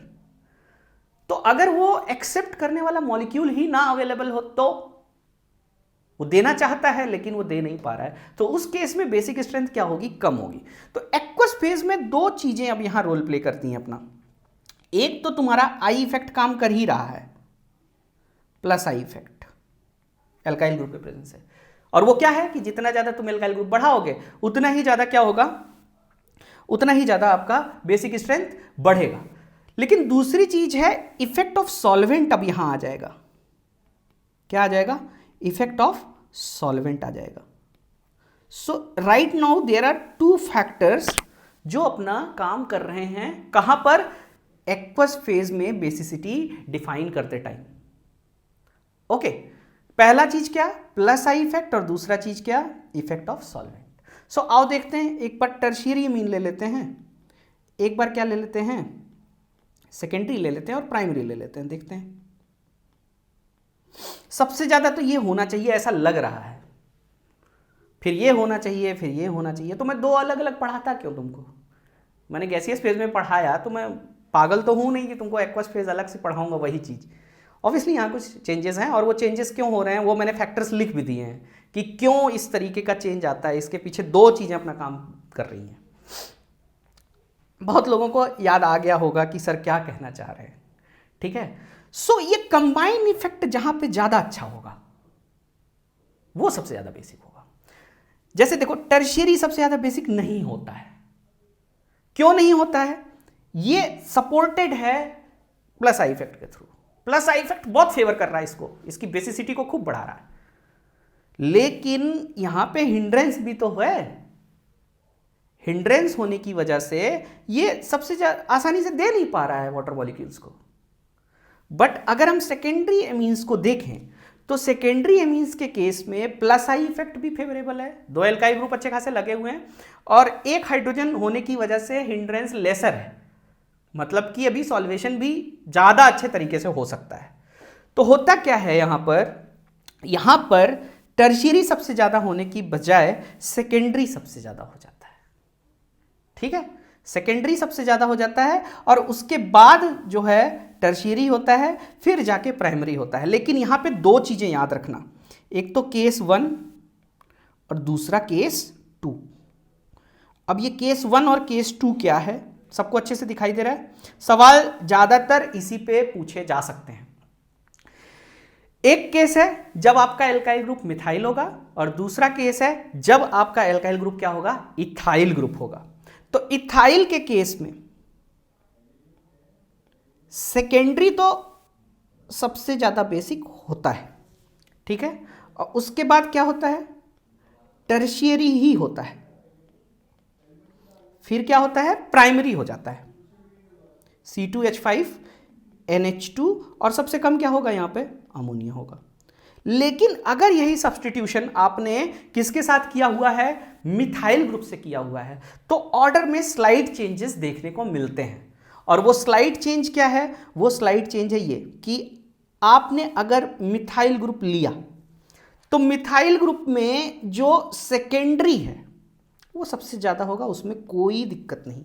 दिक्कत यहां आती है, अब हो जाता है जो प्राइमरी अमीन है वो दूसरे नंबर पे हो जाता है और टर्शियरी तीसरे नंबर पे हो जाता है, अभी भी अमोनिया सबसे कम रहता है। तो बस एक ये केस, ये दो केस आप अच्छे से याद रखिएगा, ठीक है। और ये सारा कुछ ऑब्जर्व्ड है और रीजन यही है, सॉल्वेशन और प्लस आई इफेक्ट। तो इथाइल में क्या है, ये ऑर्डर है, और मिथाइल में क्या है, ये ऑर्डर में चेंज हो रहा है। सो आई होप सभी लोग क्लियर होंगे कि एक्वस फेज में बेसिसिटी कैसे डिफाइन करते हैं, कैसे निकालते हैं। अच्छा ये दिख नहीं रहा होगा आप लोगों को, ये देख लीजिए, आई होप आप सबको क्लियर है। ये ऑर्डर आप देख सकते हैं कि जब आप इथाइल एज अ सब्स्टिट्यूएंट ले रहे हैं एल्काइल एमीन्स में तो this order will be followed, और जब आप मिथाइल ग्रुप को ले रहे हैं सो ऑर्डर में रिवर्स हो जाता है बीच में। ये बात को अच्छे से याद रखिएगा, इट इज वेरी इंपॉर्टेंट आपके एग्जाम के लिए, ठीक है। बोल देगा कि which of the following order is correct with respect to the basicity of amines, यही कुछ ऑप्शन डाले रहेगा, है ना। बहुत लोग तो, मैं मैक्सिमम बच्चों का बताऊं तुम लोगों को कि हर जगह तुम लोग यही करके आते हो, ठीक है। तो ध्यान रखना कि क्या पूछा जा रहा है। एक्वस स्टेट में पूछा गया है कि गैसेस स्टेट में पूछा गया है। Okay, I hope this one is clear to everyone. होना भी चाहिए, इतने महीने से पढ़ाया जा रहा है आपको, तो ये क्लियर होना चाहिए, है ना। अब आओ बढ़ते हैं ये बेसिक स्ट्रेंथ में ही। अभी तो ये क्लियर हो गया है ना कि अब अगर सर बात करें, आपने इतना कुछ बता दिया, अब अगर हमको कंपेयर करना हो कि भाई एक ये है और दूसरा क्या है, एनिलीन है, इसमें ज्यादा बेसिक कौन होगा।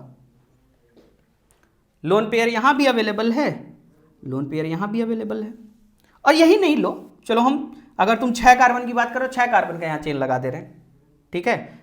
6 कार्बन का अगर हम चेन लगा देते हैं कि CH3 CH2 5 NH2, ये वाला ले लिए, इसमें और इसमें कौन ज्यादा जो है होगा बेसिक। अब बताओ, देखो तो जो एरोमेटिक एमीन्स होती हैं, aromatic amines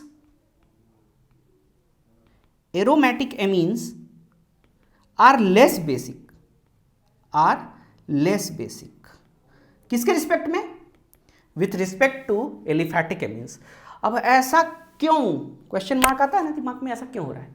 so basic strength के लिए कौन है रिस्पॉन्सिबल यार, बेसिक स्ट्रेंथ के पीछे का रीजन क्या होता है।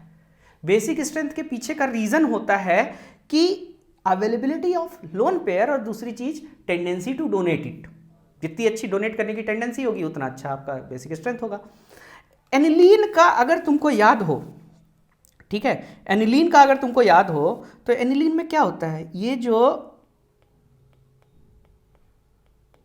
लोन पेयर है रेजोनेंस करता है कि नहीं करता है। देखो इसके फिर रेजोनेटिंग स्ट्रक्चर्स बनते हैं just like this. I hope recall हो रहा होगा तुम लोगों को। यहाँ NH+ लग जाता है, फिर इसके बाद यहाँ नेगेटिव आ जाता है, ये डबल बॉन्ड रहता है, फिर ये इधर जाता है, फिर ये इधर जाता है, तो मल्टीपल रेजोनेटिंग स्ट्रक्चर्स बनते हैं। मतलब कि मोटी सी बात यह है कि ये जो लोन पेयर है एरोमेटिक एमीन्स के केस में रेजोनेंस में है इनसाइड द रिंग। तो जब ये रेजोनेंस में है तो इसकी अवेलेबिलिटी बढ़ रही है कि घट रही है, यहां पे देखो नहीं है। In this case the lone pair is fully available, कहां, एलिफैटिक एमीन्स के केस में, ओके। बट यहां पर क्या है, this is involve in resonance. So if it is involve in resonance, obviously इसकी अवेलेबिलिटी कम हुई, इसकी देने की टेंडेंसी क्या हुई, कम हुई। सो द रीजन क्या हो गया, इससे क्या समझ आया कि इनकी जो बेसिक स्ट्रेंथ है एरोमेटिक एमीन्स की, that will be lesser than aliphatic amines. एक और बात याद रखना कि जब कभी भी ये जो लोन पेयर होता है किसी भी एमीन का, if the lone pair is involve in conjugation, hybridization क्या हो जाता है। एक बात ये बहुत इंपॉर्टेंट है कि अगर हम पूछ लें कि what is the hybridization, hybridization क्या होगा इस केस में, एनिलीन के केस में, यहां बड़े आराम से जवाब दे दोगे कि this is sp3 hybridized. But what is the hybridization of nitrogen in case of what, in case of aniline. So whenever, generally तो हम लोन पेयर को हाइब्रिडाइजेशन के लिए काउंट करते हैं, लेकिन अगर लोन पेयर कंजुगेशन में इन्वॉल्व है, that will not be counted for what, that will not be counted for hybridization. So यहां पर आप इसको काउंट नहीं करोगे, तो यहां हाइब्रिडाइजेशन जो होता है दैट इज sp2 ओनली। इसी तरीके से अगर मैं ये बोलता CH3 NH2 में हाइब्रिडाइजेशन क्या है, sp3 है, ठीक है। मैं पूछता CH3 CH2 NH2 में क्या है, एकदम आसानी से जवाब आता सर sp3 ही है। लेकिन अगर मैं बोल देता CH2 double bond CH single bond NH2 में हाइब्रिडाइजेशन क्या है, सो sp3 नहीं है। क्यों नहीं है, क्योंकि it is involve in conjugation. तो ये क्या है, sp2 है। तो आप याद रखिएगा, है ना, कि जब भी रेजोनेंस में लोन पेयर इन्वॉल्व होगा, you will not count that for what, you will not count that for calculation of hybridization. Clear है, एक्स्ट्रा बात बता दी मैंने आप लोगों को। अब ओवरऑल बेसिक स्ट्रेंथ की अगर बात की जाए, ओवरऑल बेसिक स्ट्रेंथ की अगर बात की जाए तो क्या समझ में आया आप लोगों को, क्या समझ आया यहां पर कि सबसे ज़्यादा बेसिक कौन होते हैं? एलिफैटिक एमीन्स होते हैं।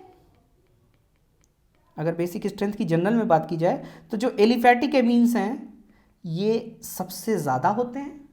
फिर आपका अमोनिया होगा और इनसे भी कम कौन हो गए? आपके एरोमेटिक एमीन्स, एरोमेटिक एमीन्स।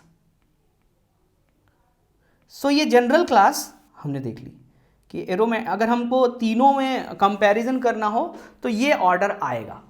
क्यों आएगा, क्या रीजन है, एवरीथिंग इज वेरी क्लियर। अब थोड़ा और चलते हैं कि भाई एरोमेटिक एमीन है और डिफरेंट एरोमेटिक एमीन्स हैं, है ना। एरोमेटिक एमीन में भी सब्स्टिट्यूशन हो रखा है। अब क्या होगा? ओके, अब क्या होगा उससे पहले थोड़ा मैं भी पानी पी लूं। देखो ये वाला केस है कि भैया एनिलीन तो है, चलो, और यहां पे हमने लगा दिया ये कौन सा ग्रुप, कोई भी ग्रुप लगा दिया, तो क्या फर्क पड़ता है? चलो जनरली जो है आप प्लस आई लगाओगे तो बेसिक स्ट्रेंथ बढ़ती है, माइनस आई लगाओगे तो बेसिक स्ट्रेंथ घटती है।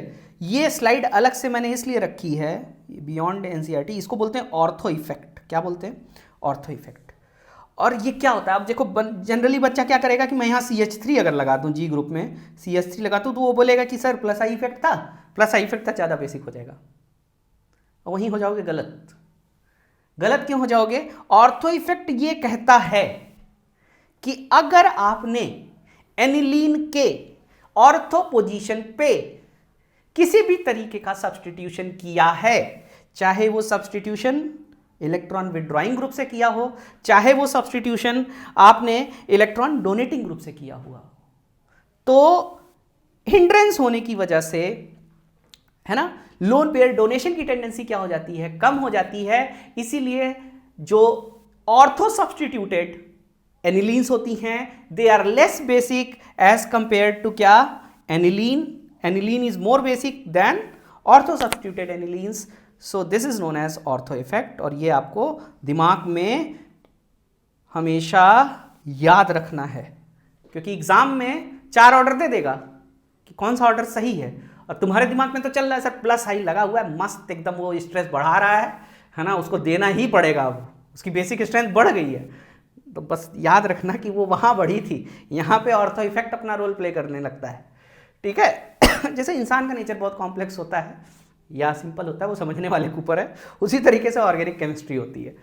So this was basic nature of all the anilines, all the amines, चाहे एलिफैटिक रही हो चाहे एरोमेटिक रही हो, मैंने आपको रिकॉल करा दिया। अब आगे बढ़ते हैं हम लोग। ये तो हो गया कि एमीन्स में लोन पेयर की वजह से जो जो चीजें हो रही थी। आज की बेसिक नेचर जो पढ़ रहे हो ये एक तरीके का क्या है ना, केमिकल प्रॉपर्टी तो हुई। अगली केमिकल प्रॉपर्टी जो हम पढ़ने जा रहे हैं that is acylation. Acylation of what? Acylation of amines. Acylation का मतलब क्या होता है? सबसे पहली चीज तो ये, अरे एल्काइलेशन का मतलब क्या होता है ये तो पता है ना सबको, कि इंट्रोडक्शन ऑफ एल्काइल ग्रुप। कुछ एक हटा के एल्काइल ग्रुप लगा दिया उसको एल्काइलेशन बोलते हैं, तो कुछ एक हटा के एसाइल ग्रुप लगा दिया तो उसको एसाइलेशन बोलेंगे। सो एसाइल ग्रुप क्या होता है? RC double bond O group को एसाइल ग्रुप बोला जाता है। ठीक है। अब देखो, अब ये एसाइलेशन के लिए आप क्या करोगे? आप जनरली RCOCl यूज कर लेते हो, है ना, या एनहाइड्राइड्स को यूज किया जा सकता है कि जो एसाइल ग्रुप को इंट्रोड्यूस करा सके। तो जनरली एसाइन के लिए, एसाइलेशन के लिए हम एसाइल क्लोराइड्स या फिर एनहाइड्राइड्स का यूज करते हैं। सो लेट अस सी, यहां पे आओ देखते हैं कि हो क्या रहा है। देखो लिखा भी हुआ है इंग्लिश में बढ़िया कि the replacement of hydrogen atoms of NH2 और NH।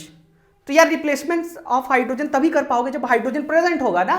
तो हाइड्रोजन कहां कहां प्रेजेंट होता है? प्राइमरी में और सेकेंडरी में, यानी कि tertiary amines will not be able to show acylation reaction.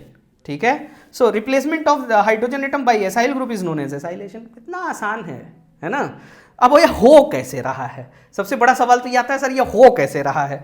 तो भाई मेरे, ये देखो, ये जो तुम्हारा यहां दिख रहा है ना सबको, हाँ दिख रहा है, ये जो RCOCl है इसमें तुमने जो भी मतलब एमीन लिया हुआ है, चलो मैं ये ले लेता हूं ना, ये काम करेगा न्यूक्लियोफाइल का।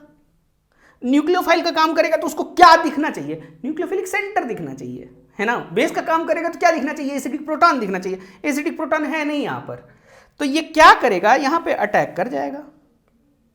ठीक है, अब जब ये यहां अटैक किया तो अटैक करने के बाद क्या होगा, इस पे देखो यहां पॉजिटिव चार्ज आ जाएगा, यहां पे जो है तुम्हारा नेगेटिव चार्ज आ जाएगा, तो ये वापस आता है। ये बहुत सारी मैकेनिज्म डिटेल में तो पढ़ाया रखे हैं ना रेगुलर क्लास में, अभी तो ये सबको पता होगा ना कि ये वापस आता है, फिर ये नाइट्रोजन पे पॉजिटिव चार्ज होगा तो ये प्रोटॉन रिलीज कर देगा और यहां से अच्छा लिविंग ग्रुप तुम्हारा क्लोरीन है तो ये निकल जाएगा तो ये क्या बन जाएगा, ये बन जाएगा कि नहीं बन जाएगा, और ये क्या है, एन इथाइल, है ना, इथेनामाइड।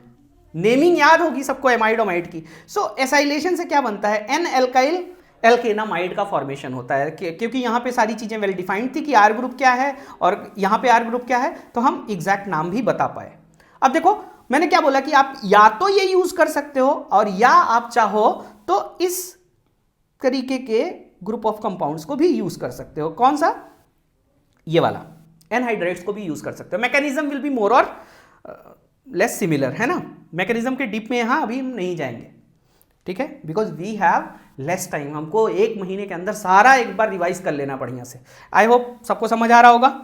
उसी तरीके का कुछ मैकेनिज्म होगा तो यू विल बी गेटिंग, अब देखो यहां जैसे फिनाइल था, ठीक है, और यहां पे क्या था, यहां भी फिनाइल था, तो तुमको क्या मिलेगा, एन फिनाइल इथेनामाइड, है ना, एन फिनाइल इथेनामाइड, ठीक है, क्योंकि ये यहां पे अच्छे लिविंग ग्रुप का काम करेगा, ये वाला ग्रुप निकल जाएगा, क्योंकि यहां देखो दोनों अलग अलग थे, तो आपका लिविंग ग्रुप भी आपको देखना होता है कि जब आप एनहाइड्राइड यूज कर रहे हो, अगर सिमेट्रिकल एनहाइड्राइड है तब तो कोई दिक्कत नहीं है, अनसिमेट्रिकल है तो उसमें वो वाला जो अच्छा लिविंग ग्रुप होगा वो निकल जाएगा, और जो लेस अच्छा लिविंग ग्रुप, और कौन, आप कैसे डिसाइड करोगे कौन अच्छा लिविंग ग्रुप है भाई, अब ये एज ए न्यूक्लियोफाइल यहां अटैक करने जा रहा है, न्यूक्लियोफाइल अटैक अगर हो रहा है तो वो किस बात पर निर्भर करता है, हिंड्रेंस, इलेक्ट्रॉनिक इफेक्ट, और उसमें देखा जाए तो ये सबसे अच्छी जगह है उसके लिए, तो यहां अटैक करेगा तो ये लिविंग ग्रुप का काम करेगा, ये निकल जाएगा और ये वाला कंपाउंड का फॉर्मेशन होगा, ठीक है। और उसी तरीके से जैसे एसाइलेशन पढ़े उसी तरीके से कभी कभी नाम में क्या रखा हुआ है, नाम चेंज कर देता है,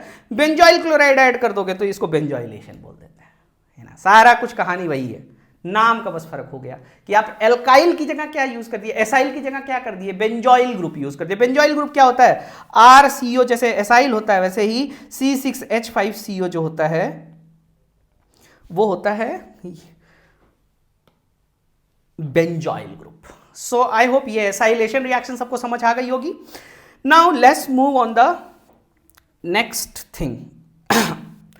अब कुछ लोगों को याद आ रहा होगा, कुछ क्या याद आ रहा है कि सर एक रिएक्शन हम लोगों ने कुछ इस तरीके की पढ़ी थी, फ्रीडल क्राफ्ट रिएक्शन, ठीक है, कि फ्रीडल क्राफ्ट रिएक्शन क्या होती है, ये याद होगा सबको। वो यूज करते थे FeCl3 के प्रेजेंस में RCl या RCOCl यूज कर लेते थे, तो अभी मैंने RCOCl यूज किया था, है ना, एसाइलेशन हुआ था, है ना, लेकिन अगर वही एनिलीन रहता तो फ्रीडल क्राफ्ट होना चाहिए था, मतलब ऐसा कुछ होना चाहिए था, याद आ रहा है कि मैं ये ले लूं और इसमें RCOCl AlCl3 एनहाइड्रस, याद आया, के प्रेजेंस में रिएक्शन कराऊं तो जनरली क्या होता था, आपको याद है ना, कि ऑर्थो और मेटा पोजीशन पे, ऑर्थो और पैरा पोजीशन पे ये ग्रुप लग जाते थे, ऑर्थो एंड मेटा भी पैरा भी बनता था। तो क्या ये रिएक्शन होगी, ये रिएक्शन नहीं होगी, ये पूरा गलत है, ठीक है। अब ये पूरा गलत है तो सही क्या है, आओ गलत चीज को लिखना ही क्यों, इसको हटा देते हैं। तो यहां देखो लाइन लिखा हुआ है कि aniline does not undergo Friedel craft reaction, चाहे वो एल्काइलेशन हो चाहे वो एसाइलेशन हो, क्यों नहीं, देखो तो होगा क्या, ये है एनिलीन, ठीक है, और फ्रीडल क्राफ्ट जब तुम कराते हो तो अभी हमने लिखा कि RCl के साथ हम क्या लेते हैं, एनहाइड्रस AlCl3। देखो जो एनहाइड्रस AlCl3 है ये होता है लुईस एसिड, क्या होता है, लुईस एसिड। लुईस एसिड क्या होता है? कोई सब्सटेंस जिसके पास इलेक्ट्रॉन पेयर एक्सेप्ट करने की क्या हो, क्षमता हो, है ना, मतलब उसके पास एम्प्टी ऑर्बिटल्स हो, तो इसके पास हैं और ये लुईस एसिड का काम करता है। ये पूरा क्लियर है। एल्काइल फ्रीडल क्राफ्ट रिएक्शन में भी बताया जाता है कि एनहाइड्रस LCl3 का रोल क्या है, it is acting as a Lewis acid, इसलिए एनहाइड्रस लिखा गया, वाटर के साथ नहीं लिखा गया, क्योंकि वाटर के साथ होगा तो वो लुईस एसिड नहीं रह जाएगा, क्योंकि वाटर का जो लोन पेयर है वो इसके एम्प्टी स्पेस को क्या कर देगा, भर देगा। और दूसरी तरफ ये जो हमारा एमीन है, एमीन ही तो है, एनिलीन क्या है, एरोमेटिक एमीन है, ये भले ही लेस अवेलेबल है, लेकिन अवेलेबल तो है, लेस बेसिक है लेकिन बेस तो है। और कौन सा बेस है, ये लुईस बेस है। तो जो लुईस बेस और लुईस एसिड तुम ले लोगे तो तुमको लगता है ये इसको मौका देगा, ये कार्बोकैटायन जनरेशन का मौका ही नहीं मिलेगा। और जब कार्बोकैटायन जनरेशन का मौका नहीं मिलेगा तो फ्रीडल क्राफ्ट रिएक्शन कैसे होगी, क्योंकि फ्रीडल क्राफ्ट रिएक्शन तो क्या होती है, एरोमेटिक इलेक्ट्रोफिलिक सब्स्टिट्यूशन रिएक्शन होती है। एनिलीन देता है, AESR देता है, लेकिन फ्रीडल क्राफ्ट नहीं देता है। क्यों? क्योंकि कार्बोकैटायन जनरेशन का मौका ही नहीं मिला। ये लुईस बेस और लुईस एसिड आपस में ही क्या कर जाएंगे, रिएक्शन कर जाएंगे। So the formation of carbocation will not be possible. So that is the reason कि ये फ्रीडल क्राफ्ट रिएक्शन नहीं देते हैं। क्लियर? ये बहुत अच्छा टॉपिक था, बहुत इंपॉर्टेंट था एग्जाम के लिए, याद रखिएगा इसको आप लोग। ओके, अब आओ पढ़ते हैं नेक्स्ट रिएक्शन की तरफ। पिछला वाला रिएक्शन सबको क्लियर? ओके, अब जैसा आप यहां देख सकते हो AIPMT वगैरह लिखा हुआ है, मतलब ये भौकाली चीज है, इंपॉर्टेंट है ना, एग्जाम में नंबर दिया है लोगों को, और 92-97 में लिखा हुआ है यहां पर, केवल रूप बदल बदल के ये कई बार पूछा गया है, ठीक है। और इस कार्बिलेमिन रिएक्शन को आइसोसाइनाइड टेस्ट भी कहा जाता है। क्या कहा जाता है? आइसोसाइनाइड टेस्ट भी कहा जाता है। This is also a name reaction. तो होता क्या है इसमें? इसमें होता यह है कि आप जब प्राइमरी एमीन को, किसको, प्राइमरी एमीन को CSCl3 और बेस के प्रेजेंस में गर्म करते हो ना, सो ये आइसोसाइनाइड का फॉर्मेशन करता है। और ये जो आइसोसाइनाइड की स्मेल होती है, मतलब बर्दाश्त नहीं कर सकते, गंदी सी स्मेल होती है, ठीक है, एग लाइक रॉटन एग स्मेल होती है, सड़े अंडे जैसी बदबू होती है। मैंने सड़ा अंडा सूंघा नहीं है, ठीक है, सड़ा अंडा सूंघा नहीं, लेकिन लोग बताते हैं बहुत गंदा महकता है। तो सड़े अंडे जैसी स्मेल आती है इसमें से, और पता चल जाता है कि हमने जो ये लिया हुआ था, ठीक है, इसको हम प्राइमरी एमीन कह सकते हैं। अब देखो इसका मैकेनिज्म अगर हम लोग देख लेना, तो एक ये बात जो लिखी हुई है कि कार्बिलेमिन टेस्ट केवल प्राइमरी देते हैं, है ना, सेकेंडरी और टर्शियरी नहीं देते। तो आपको जब भी डिफरेंशिएट करना हो, जैसे तुमको पता चल गया, टेस्ट किया तुमने फंक्शनल ग्रुप का, एक मिक्सचर था, उसमें तुमको पता है कि इसमें एमीन्स प्रेजेंट है, लेकिन ये नहीं पता कि प्राइमरी है, सेकेंडरी है, टर्शियरी है, तो कार्बिलेमिन कर दो। कार्बिलेमिन जैसे ही करोगे तुमको क्या मिल जाएगा, ये गंदी वाली स्मेल आने लगी तो प्राइमरी एमीन है, नहीं आ रही है तो टर्शियरी या सेकेंडरी हो सकता है, फिर आगे वाला करेंगे काम। तो देखो इसमें होता क्या है, तुम सब लोगों ने रीमर-टीमन रिएक्शन तो देखी होगी।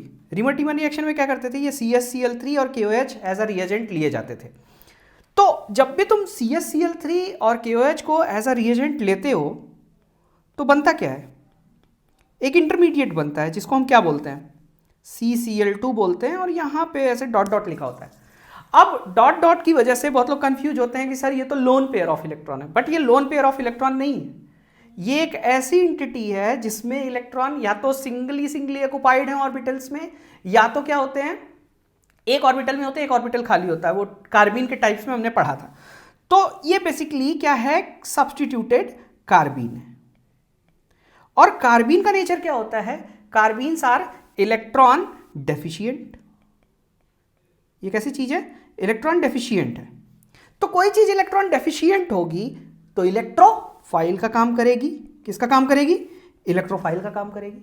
अब देखो तुमने लिया हुआ है प्राइमरी एमीन, ठीक है, और प्राइमरी एमीन में कोई तुम इलेक्ट्रोफाइल डालोगे तो क्या होगा, ये जो लोन पेयर है न्यूक्लियोफाइल की तरह काम करेगा कि नहीं करेगा।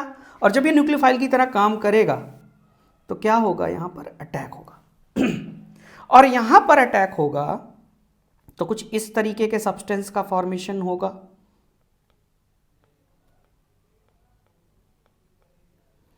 प्लस एंड माइनस, तो ये यहाँ से सेटिस्फाई हो जाएगा, ये यहाँ से सेटिस्फाई हो जाएगा, निकल जाएगा ये। तो इससे बनेगा कुछ ऐसी चीज, अभी भी ये इलेक्ट्रॉन डेफिशिएंट है, तो ये लोन पेयर क्या कर जाएगा, यहाँ अटैक कर जाएगा। ठीक है, ये लोन पेयर यहाँ अटैक करेगा तो क्या बनेगा, RN double bond CCl H, फिर से निगेटिव और पॉजिटिव आएगा, दिख रहा है सबको, देख लो ऐसे ये आएगा। ठीक है, अब ये एंटिटी अगर बन चुकी है, मैं और छोटा कर लेता हूं अपने आप को, ये एंटिटी अगर बन चुकी है तो फर्दर आप क्या करेंगे, ऊपर ले जाएंगे इसको, ऊपर ले जाएंगे, मतलब ये फिर स्टेबलाइज कैसे होगा, देखो ये यहाँ से और ये यहाँ से निकल जाएगा, तो जब ये निकल जाएगा तो ये बनेगा क्या, RN डबल बॉन्ड C। ठीक है, अभी भी क्या है, ये इलेक्ट्रॉन डेफिशिएंट है, इसके पास लोन पेयर है, तो ये इधर चला जाएगा, ये इधर चला जाएगा, तो ये क्या बन जाएगा, RN triple bond C negative positive. तो बेसिकली ये आइसोसाइनाइड जो होता है, इस आइसोसाइनाइड का कुछ ऐसा स्ट्रक्चर होता है और वो इस तरीके से इस मैकेनिज्म के थ्रू फॉर्म होता है। तो आप देख पा रहे हैं कि ये केवल और प्राइमरी एमीन्स दे पाएंगी, सेकेंडरी एमीन्स या टर्शियरी एमीन्स नहीं दे पाएंगी, क्योंकि यहां तक पहुंचने के लिए 2 हाइड्रोजन का होना जरूरी था। So I hope everyone is clear कि what is carbylamine reaction. And ये कार्बिल-एमीन रिएक्शन में जो इसको आइसोसाइनाइड टेस्ट भी कहा जाता है, मैकेनिज्म क्या होता है, इंटरमीडिएट क्या होता है, उसका नेचर क्या होता है, कैसे ऐसा अटैक होता है। ठीक है, नेक्स्ट चीज पे आते हैं, नाइट्रस एसिड के साथ रिएक्शन। अब देखो नाइट्रस एसिड होता क्या है, सबको पता है, HNO2 नाइट्रस एसिड होता है। ठीक है, तो रिएक्शन में या तो ये लिखा होगा या तो ये लिखा होगा, मैंने इसीलिए यहां पे दोनों लिखा हुआ है ताकि आपको या तो ये लिखो या तो ये लिखो। जैसे देखो ये करेक्ट करके लिखा है, यहां केवल मैंने NaNO2 + 2HCl लिखा हुआ है, तो नाइट्रस एसिड के साथ रिएक्शन है, लेकिन मैंने ये क्यों लिख दिया। तो एक्चुअली क्या होता है, नाइट्रस एसिड क्या होता है, हाईली अनस्टेबल होता है, तो वो डिब्बे में भर के नहीं रखा रहता।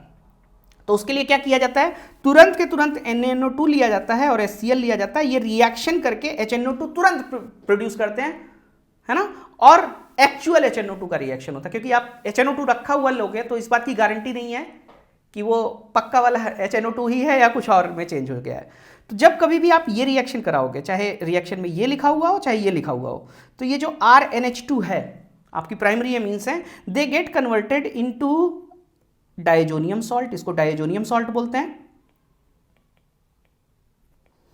और इस डायजोनियम सॉल्ट में पानी डाल दोगे तो ये हाईली अनस्टेबल होता है और ये क्या बन जाएगा, ROH, अल्कोहल का फॉर्मेशन हो जाता है।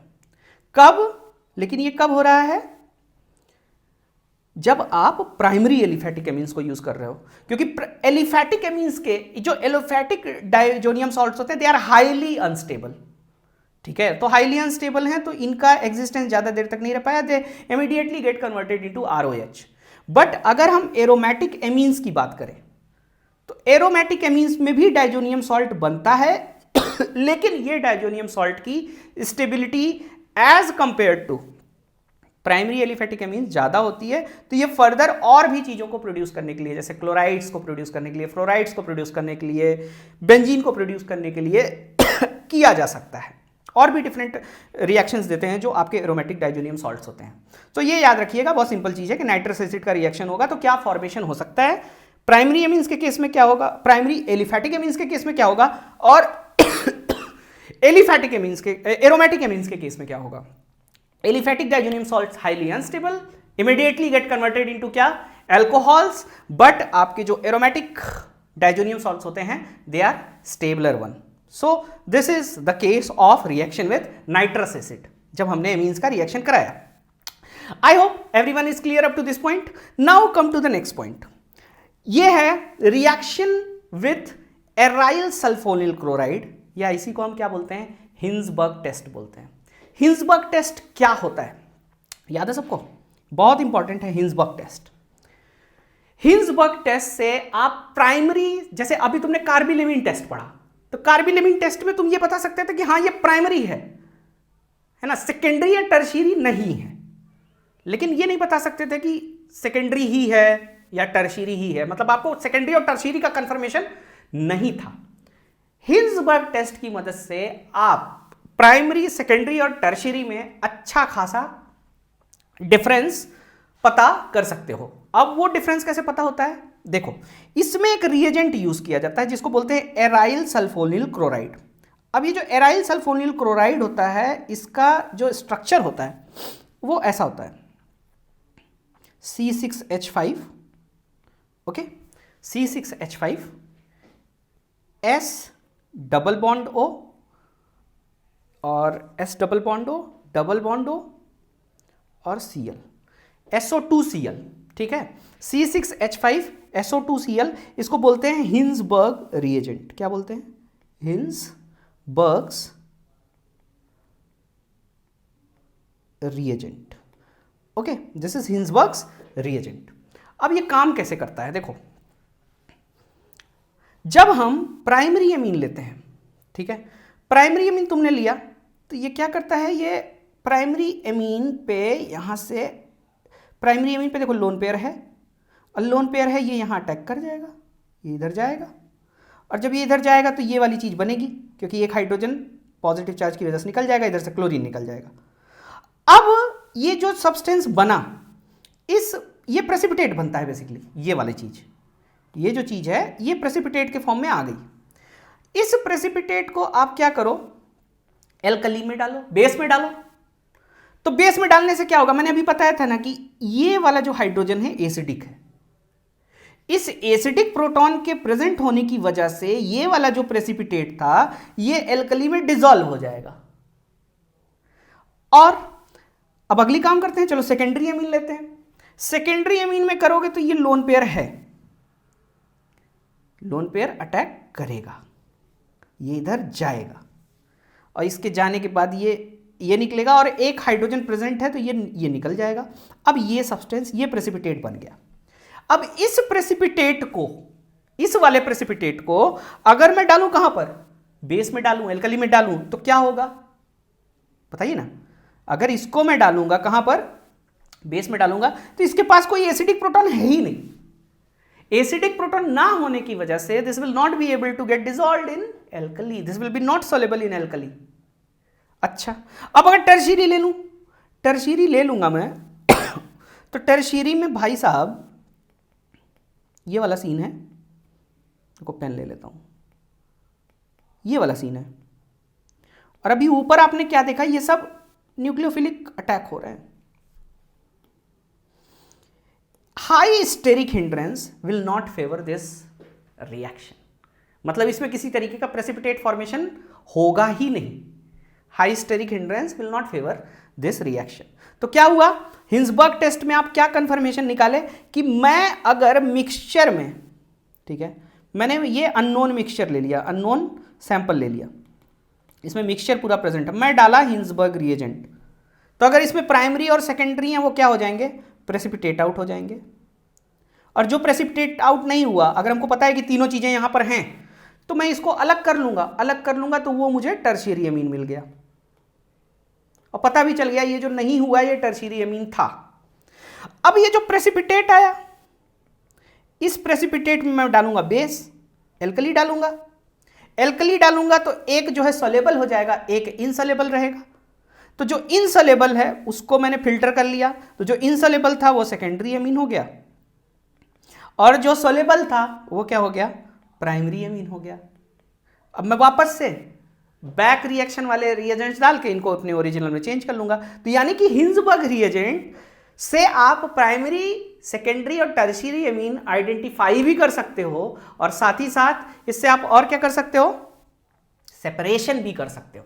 सो Hinsberg reagent can also be used for detection of primary, secondary and tertiary amines as well as it can also used for the separation of primary, secondary and tertiary amines from a given mixture.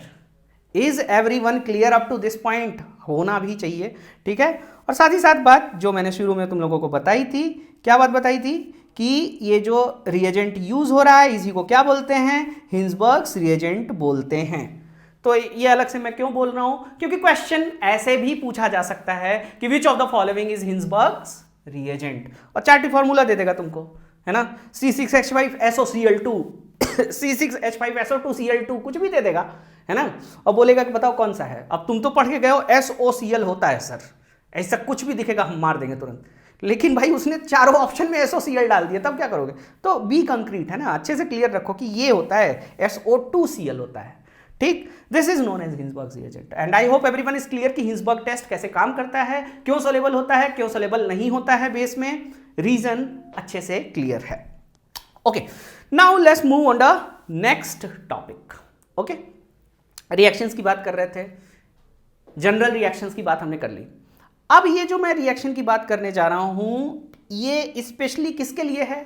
ये specially aromatic amines के लिए है। उसमें भी बात करें तो अब हम बात करने जा रहे हैं किसके लिए? एनिलीन्स की रिएक्शन के लिए। और वो भी एनिलीन्स की कौन सी reaction? Aromatic electrophilic substitution reaction. क्या बात करने जा रहे हैं हम लोग? Aromatic electrophilic substitution, aromatic electrophilic substitution reaction, इसकी बात हम लोग करने जा रहे हैं। इसको कभी कभी किताबों में AESR लिख देता है, या कहीं देखोगे तो EASR लिखा रहता है, तो दोनों बातें सेम है। और इसका मैकेनिज्म आप लोगों ने GOC में या फिर हाइड्रोकार्बन में जब बेंजीन पढ़ाया गया था तो बहुत अच्छे से डिस्कस हुआ था कि क्या होता है, इलेक्ट्रोफाइल जनरेशन होता है, फिर सिग्मा कॉम्प्लेक्स फॉर्मेशन होता है ना, फिर इसके बाद जाके प्रोडक्ट का निर्माण होता है। क्लियर? तो आओ मैकेनिज्म में घुसने की बजाय यहां सीधा सीधा बात करते हैं कि कौन से केस में क्या होगा। अब देखो, याद है ओरिएंटेशन, जब हमने बेंजीन रिंग की रिएक्शन पढ़ी थी, सब्स्टिट्यूटेड बेंजीन रिएक्शन की रिंग की रिएक्शन पढ़ी थी, इलेक्ट्रोफिलिक एरोमेटिक रिएक्शंस, तो हमने दो चीजें वहां और पढ़ी थी। और वो क्या क्या थी? ओरिएंटेशन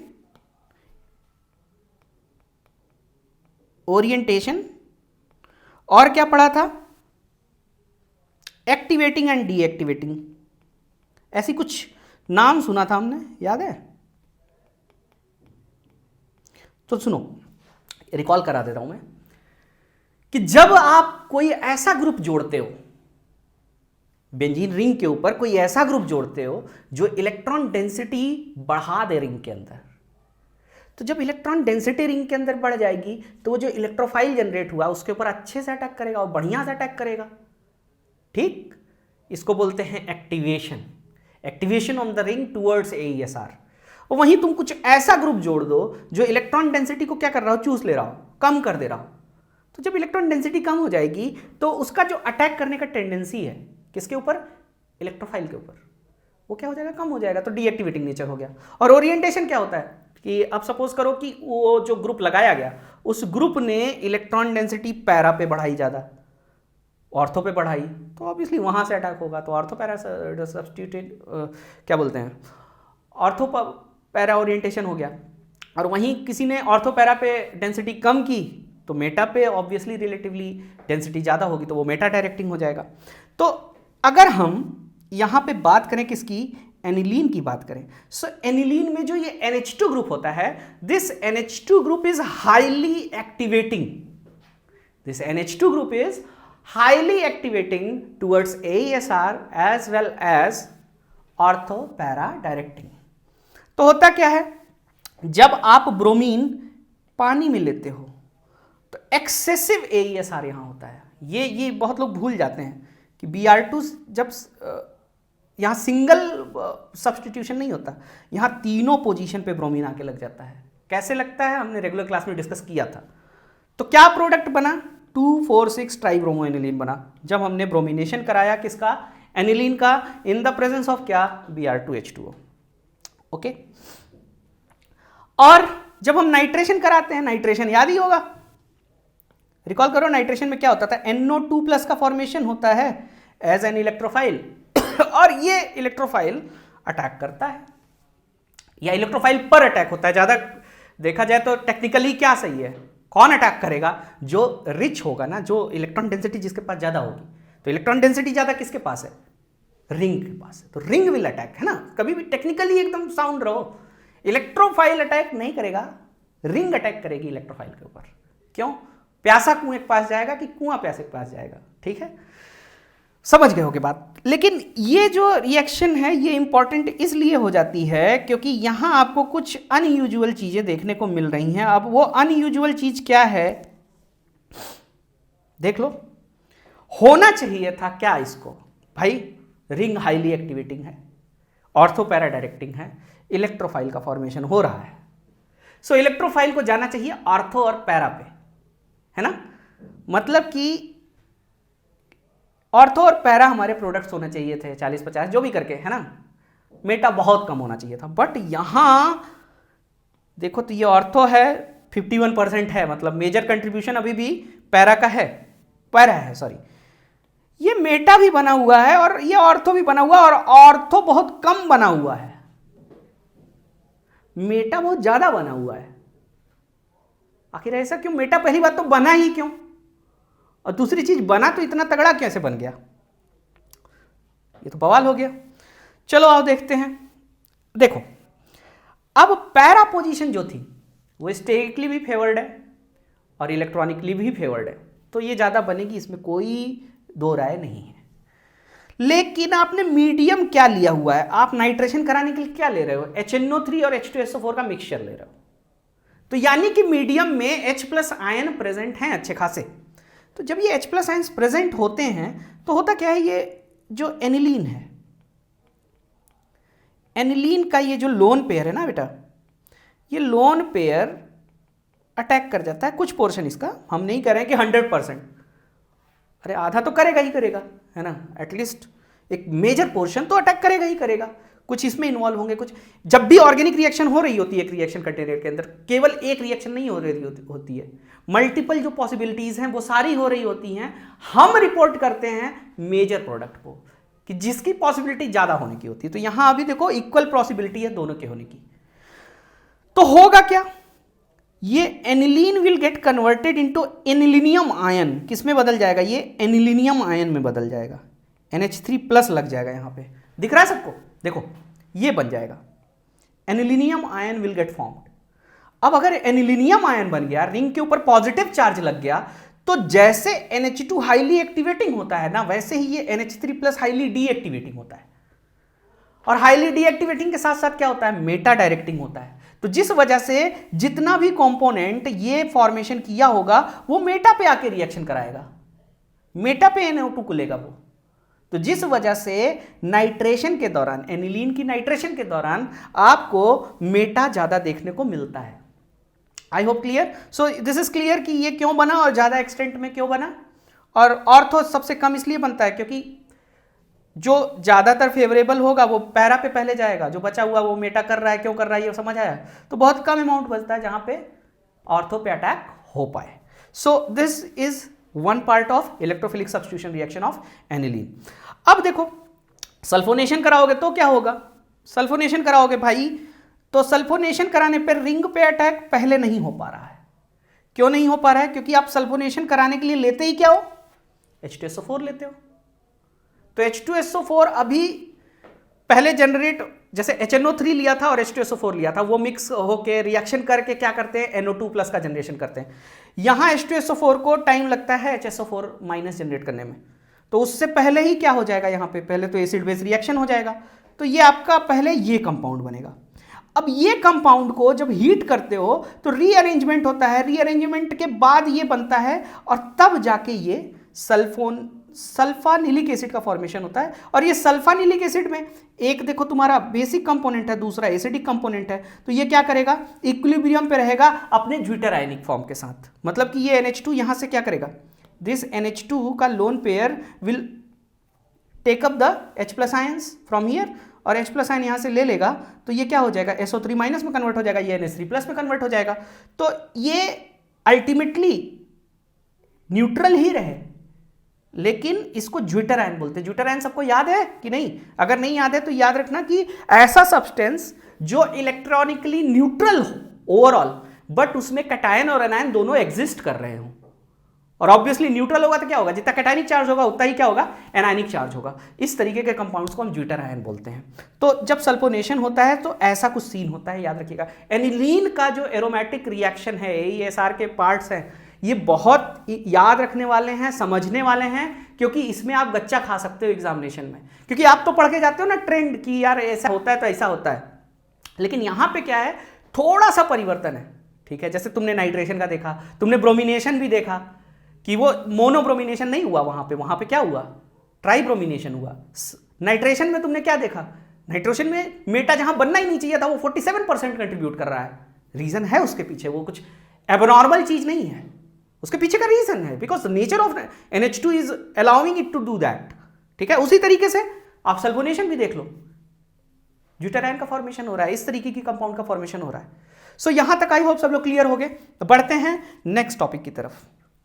अब अगला क्वेश्चन कि सर हमारी रिक्वायरमेंट तो क्या थी, आपने ब्रोमिनेशन कराया, हम तो मोनो ब्रोमिनेशन कराना चाहते थे, हमको तो मोनो सब्स्टिट्यूटेड प्रोडक्ट चाहिए, तो हम क्या करें। तो यार ये बताओ यहां पर ट्राइब्रोमिनेशन कैसे पॉसिबल हो पाया। भाई इलेक्ट्रॉनिकली फेवर्ड था, स्टेरिकली भी फेवर्ड था, क्योंकि यहां बहुत ज्यादा हिंड्रेंस उसको नहीं मिला। अब अगर मैं ये जगह को खूब बल्की कर दूं, ये वाली जगह को बल्की कर दूं खूब, तो जब ये बल्क आ जाएगा यहां पे, तो ब्रोमीन ऑब्वियसली यहां पे अटैक नहीं कर पाएगा, just because of high hindrance. तो अटैक केवल और केवल कहां होगा, यहां पर होगा। तो यही चीज यहां पे बताई गई है कि जब कभी आपको एक्सक्लूसिवली क्या चाहिए हो, एक्सक्लूसिवली एक मोनो सब्स्टिट्यूटेड पैरा प्रोडक्ट चाहिए हो, तो आपको क्या करना होगा, प्रोटेक्शन करना होगा। ठीक है, ये जो मेथड लिखा हुआ है इसको हम बोलते हैं प्रोटेक्शन। ठीक है, तो उसके लिए क्या करेंगे हम, एसाइलेशन। एसाइलेशन रिएक्शन मैंने अभी बताया था तुम लोगों को, एसाइलेशन, बेंजोइलेशन, तो आप वो करा दो। वो कराओगे तो यहां पे ये एसाइल ग्रुप आके जुड़ गया, एसाइल ग्रुप के जुड़ने से यहां क्या हुआ, हाई हिंड्रेंस क्रिएट हुआ। हिंड्रेंस जब क्रिएट होगा और अब तुम AESR कराओगे तो ब्रोमीन कहां जाएगा, यहां जाएगा। लेकिन अभी भी ये हमारा डिजायर्ड प्रोडक्ट नहीं है, हमको यहां NH2 चाहिए था। तो क्या करना है, now do the D protection, hydrolysis. ठीक है, सो हाइड्रोलिसिस के लिए बेसिक मीडियम में करा दो, चाहे एसिडिक मीडियम में करा दो, दोनों में करा सकते हो। कराओगे ये हट जाएगा, फिर से NH2 लग जाएगा और आपको जो डिजायर्ड प्रोडक्ट था mono bromo substituted aniline at the para position will be formed. So I hope ये क्लियर है कि प्रोटेक्शन डिप्रोटेक्शन करके आप वो जो ट्राई सब्स्टिट्यूटेड सब्सटेंस था उसके बजाय आप मोनो कैसे पा सकते हो। वही चीज यहां पर नाइट्रेशन में कि हमको पैरा नाइट्रोएनिलीन चाहिए केवल और केवल सर, हमको मेटा वाला बकवास नहीं चाहिए। क्यों, हमको मेटा की जरूरत ही नहीं है। So just do one thing, इसको इतना हिस्टेरिकली हिंडर्ड कर दो कि इसके साथ रिएक्शन करने का इसको टाइम ही ना मिले। तो पहला काम आप क्या करो, प्रोटेक्शन कर दो। प्रोटेक्शन हो गया तो इसका लोन पेयर भी छुप गया है ना, और यहां पे अटैक यहां पे पॉसिबल नहीं होगा। तो अब ये दोनों आपस में रिएक्शन करके NO2 ही प्रोड्यूस करेंगे, NO2+, और NO2+ प्रोड्यूस होगा तो AESR होगा, AESR होगा तो पैरा पे अटैक होगा, पैरा पे अटैक हुआ, सारा ये जब रिएक्शन हो गया इसके बाद आप क्या करो, हाइड्रोलिसिस करा दो, आपको ये मोनो सब्स्टिट्यूटेड प्रोडक्ट मिल गया। Very simple. ठीक है, चाय ज़्यादा मीठी चाहिए चीनी ज़्यादा डाल दो, है ना, कड़क चाहिए चाय पत्ती ज़्यादा डाल दो। सो organic synthesis is just like cooking food, है ना, मज़ा आता है। क्लियर हो सब लोग, रेगुलर क्लास में सारा कुछ पढ़ाया गया है। आज हम लोग एनिलीन बोल रहा हूँ, एमीन्स पूरा खत्म करके जाएंगे, है ना, मस्त एकदम रिवीजन, सारा टॉपिक एक बार याद आ रहा होगा कि सर ये चीज़ें बताई गई थी, ये चीज़ें क्लियर हैं, नहीं क्लियर हैं, क्लियर होंगी, नहीं क्लियर होने का सवाल ही नहीं उठता। चलो ये खत्म हो गया अपना क्या, एमीन्स, एकदम जो प्योर एमीन्स वाला पार्ट था वो खत्म हो गया। अब थोड़ा सा एक पार्ट बचा हुआ है, बस वो क्या है, डाइजोनियम सॉल्ट्स का। और डाइजोनियम सॉल्ट्स क्या होते हैं अभी हमने देखा था, कब देखा था, जब नाइट्रस एसिड के साथ रिएक्शन कराया गया था तो क्या बना था, एलिफेटिक वाले में एक अनस्टेबल सब्सटेंस बना था, एरोमेटिक वाले में स्टेबल बना हुआ था, वही डाइजोनियम सॉल्ट है। तो डाइजोनियम सॉल्ट क्या होता है, सॉल्ट है तो ऑब्वियसली कैटायन एनायन दोनों होना चाहिए ना, तो ये इसका जनरल फॉर्मूला है जहां पे X ये सारा कुछ हो सकता है। नॉमेनक्लेचर क्या है, ठीक है, diazonium is added to the parent hydrocarbon name as sufficient, तो ये बोला जाता है, कोई दिक्कत नहीं है, बड़ा चीज नहीं है, सिंपल लिखा हुआ है। अब अगला सवाल उठता है कि सर आपने बोला था कि जो एरोमेटिक होते हैं वो टिकते हैं, लेकिन जो एलिफेटिक होते हैं वो तुरंत एल्कोहल में कन्वर्ट हो जाते हैं। तो मैंने ये भी बताया था कि एल्कोहल में वो इसलिए कन्वर्ट हो जाते हैं क्योंकि वो हाईली अनस्टेबल है। कौन से, एलिफेटिक डाइजोनियम सॉल्ट्स। लेकिन जो एरोमेटिक डाइजोनियम सॉल्ट्स हैं वो स्टेबल होते हैं। स्टेबल क्यों होते हैं, देखो जैसे अगर ये बना ये वाला डाइजोनियम सॉल्ट, तो इसमें देख रहे हो ना तुम, रेजोनेंस हो रहा है, और रेजोनेंस क्या करता है, किसी भी केमिकल स्पीसीज की स्टेबिलिटी को क्या करता है, एनहांस करता है। तो आपसे सीधी बात करते हैं, बकवास ज़्यादा नहीं करते हैं हम, कि अगर आपसे पूछा गया कि why aromatic diazonium salts are more stable, तो आपका आंसर एक लाइन में क्या होना चाहिए? Just because there is resonance in what? In aromatic diazonium salts, that is why they are more stable as compared to the aliphatic diazonium salts. So this is very clear. यहां तक सबको clear होगा। अब इसकी कुछ reactions की बात कर लेते हैं या प्रिपरेशन की बात कर लेते हैं। प्रिपरेशन वैसे ही मैंने आपको बता दिया था, ठीक है, ऑलरेडी हम डिस्कस कर चुके हैं, बस नाम चेंज है यहां पर हेडिंग का, ठीक है। इसी को बोलते हैं डाइजोटाइजेशन भी कहा जाता है। डाइजोटाइजेशन का मतलब क्या हुआ कि the conversion of any substance into diazonium salt is diazotization. So how diazotization will take place? Already discussed. क्या बताया था मैंने? यही तो बताया था ना कि आप एमीन लो, नाइट्रस एसिड के साथ रिएक्शन कराओ, नाइट्रस एसिड के साथ रिएक्शन कराओ, और नाइट्रस एसिड कैसे प्रोड्यूस होगा? NaNO2 प्लस HCl करा के। क्यों? क्योंकि जो HNO2 होता है एक्चुअली वो बहुत अनस्टेबल होता है, ठीक है, और आपका डाइजोनियम सॉल्ट बन जाएगा। अब देखो यहाँ एक डिस्क्लेमर लिखा हुआ है। क्या लिखा हुआ है कि diazonium salts are not generally stored and are used immediately after its preparation because they are very unstable, ठीक है। दोनों ही अनस्टेबल होते हैं, एरोमेटिक वाला भी और एलिफेटिक वाला भी, लेकिन एलिफेटिक वाला ज़्यादा अनस्टेबल होता है, तुरंत के तुरंत कन्वर्ट हो जाता है। ये वाला थोड़ी देर टिकता है, एक आगे की रिएक्शन भी दे देता है। सो ये बात थी यहाँ पर, ठीक है। रिलेटिवली मोर स्टेबल है ना, नॉट स्टेबल, है ना, कि जो एरोमेटिक है वो एलिफेटिक से ज़्यादा स्टेबल है, पूरा का पूरा स्टेबल नहीं है। ओके भाई, अब आते हैं हम लोग नेक्स्ट टॉपिक पे, और नेक्स्ट टॉपिक क्या है? Physical properties of diazonium salts, ठीक है। एकदम सिंपल, पहला लाइन क्या लिखा हुआ है कि ये जो डाइजोनियम सॉल्ट है ये कलरलेस होता है। कलर तो चलो उसका कैरेक्टरिस्टिक प्रॉपर्टी हो गया। Which is readily soluble in water, तो भाई सॉलेबल होगा क्या नहीं होगा?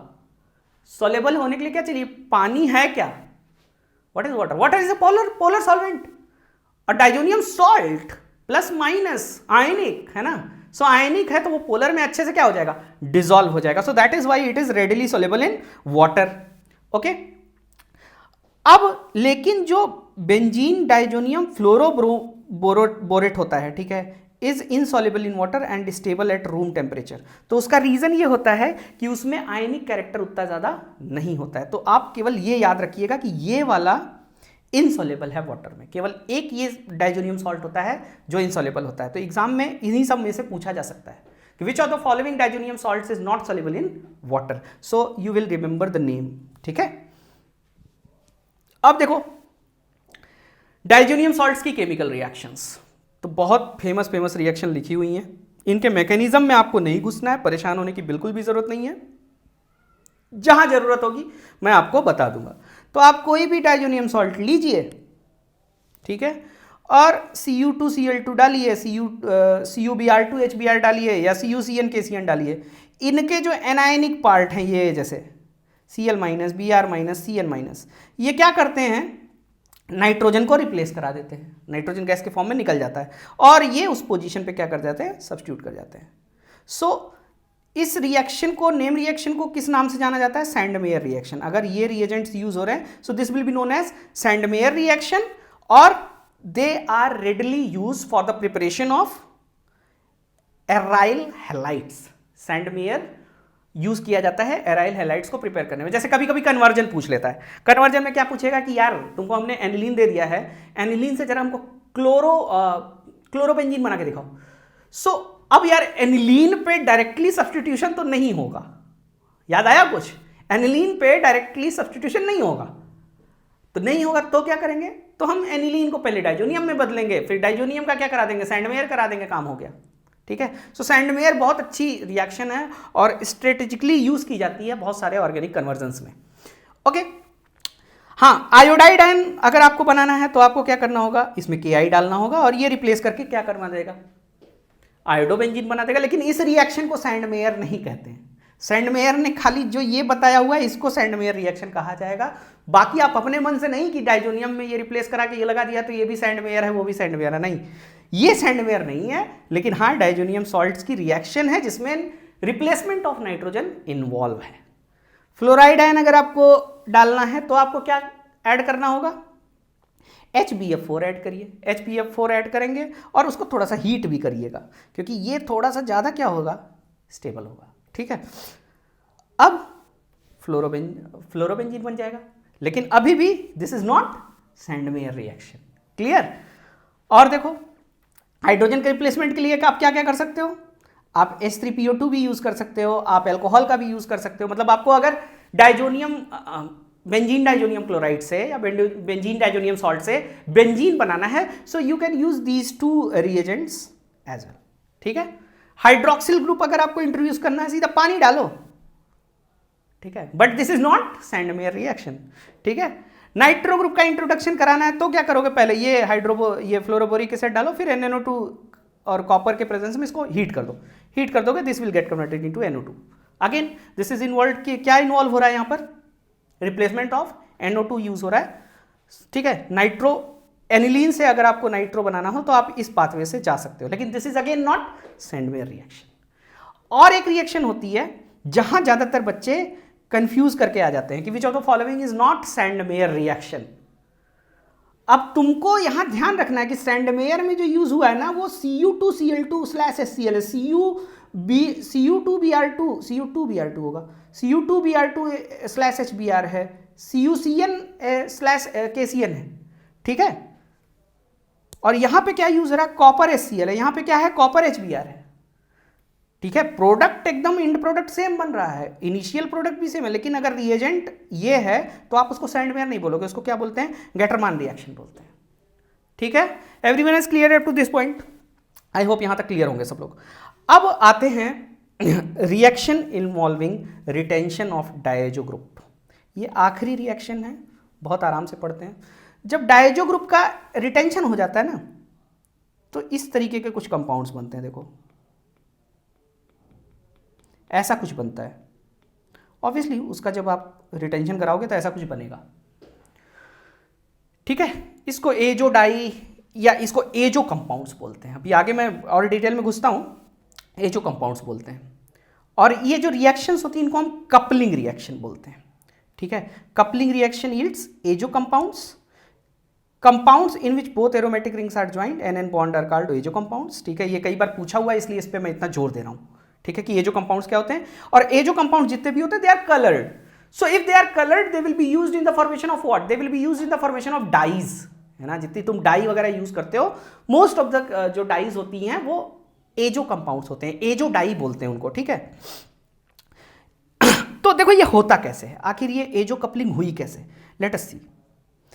बेसिकली ये जो एजो कपलिंग है ना, एजो कपलिंग एक तरीके का AESR होता है, एरोमेटिक इलेक्ट्रोफिलिक सब्स्टिट्यूशन रिएक्शन होता है। अब वो कैसे हो रहा है, देखो सपोज आपके पास डाइजोनियम सॉल्ट है, ये रहा डाइजोनियम सॉल्ट। ठीक है? और इसमें तुम डाल रहे हो, मान लो नेफ्थॉल डाल रहा हूं मैं। ठीक है? फिनॉल भी ले सकते हो आसानी के लिए। ठीक है? इसको बोलते हैं नेफ्थॉल, ये नेफ्थॉल है, अल्फा नेफ्थॉल। ठीक है? अब अल्फा नेफ्थॉल है तो कौन कौन सी पोजीशन पे अटैक हो सकता है, यहां हो सकता है, यहां हो सकता है, एक्टिवेटिंग है, या सिंपल चलो मैं तुम लोगों को फिनॉल ही लेके बता देता हूं, इजी रहेगा। सपोज ये फिनॉल है, तो फिनॉल पे AESR कहां कहां हो सकता है, यहां हो सकता है। ठीक? अब देखो ये जो NO2Cl- है, इसका स्ट्रक्चर कैसा होता है,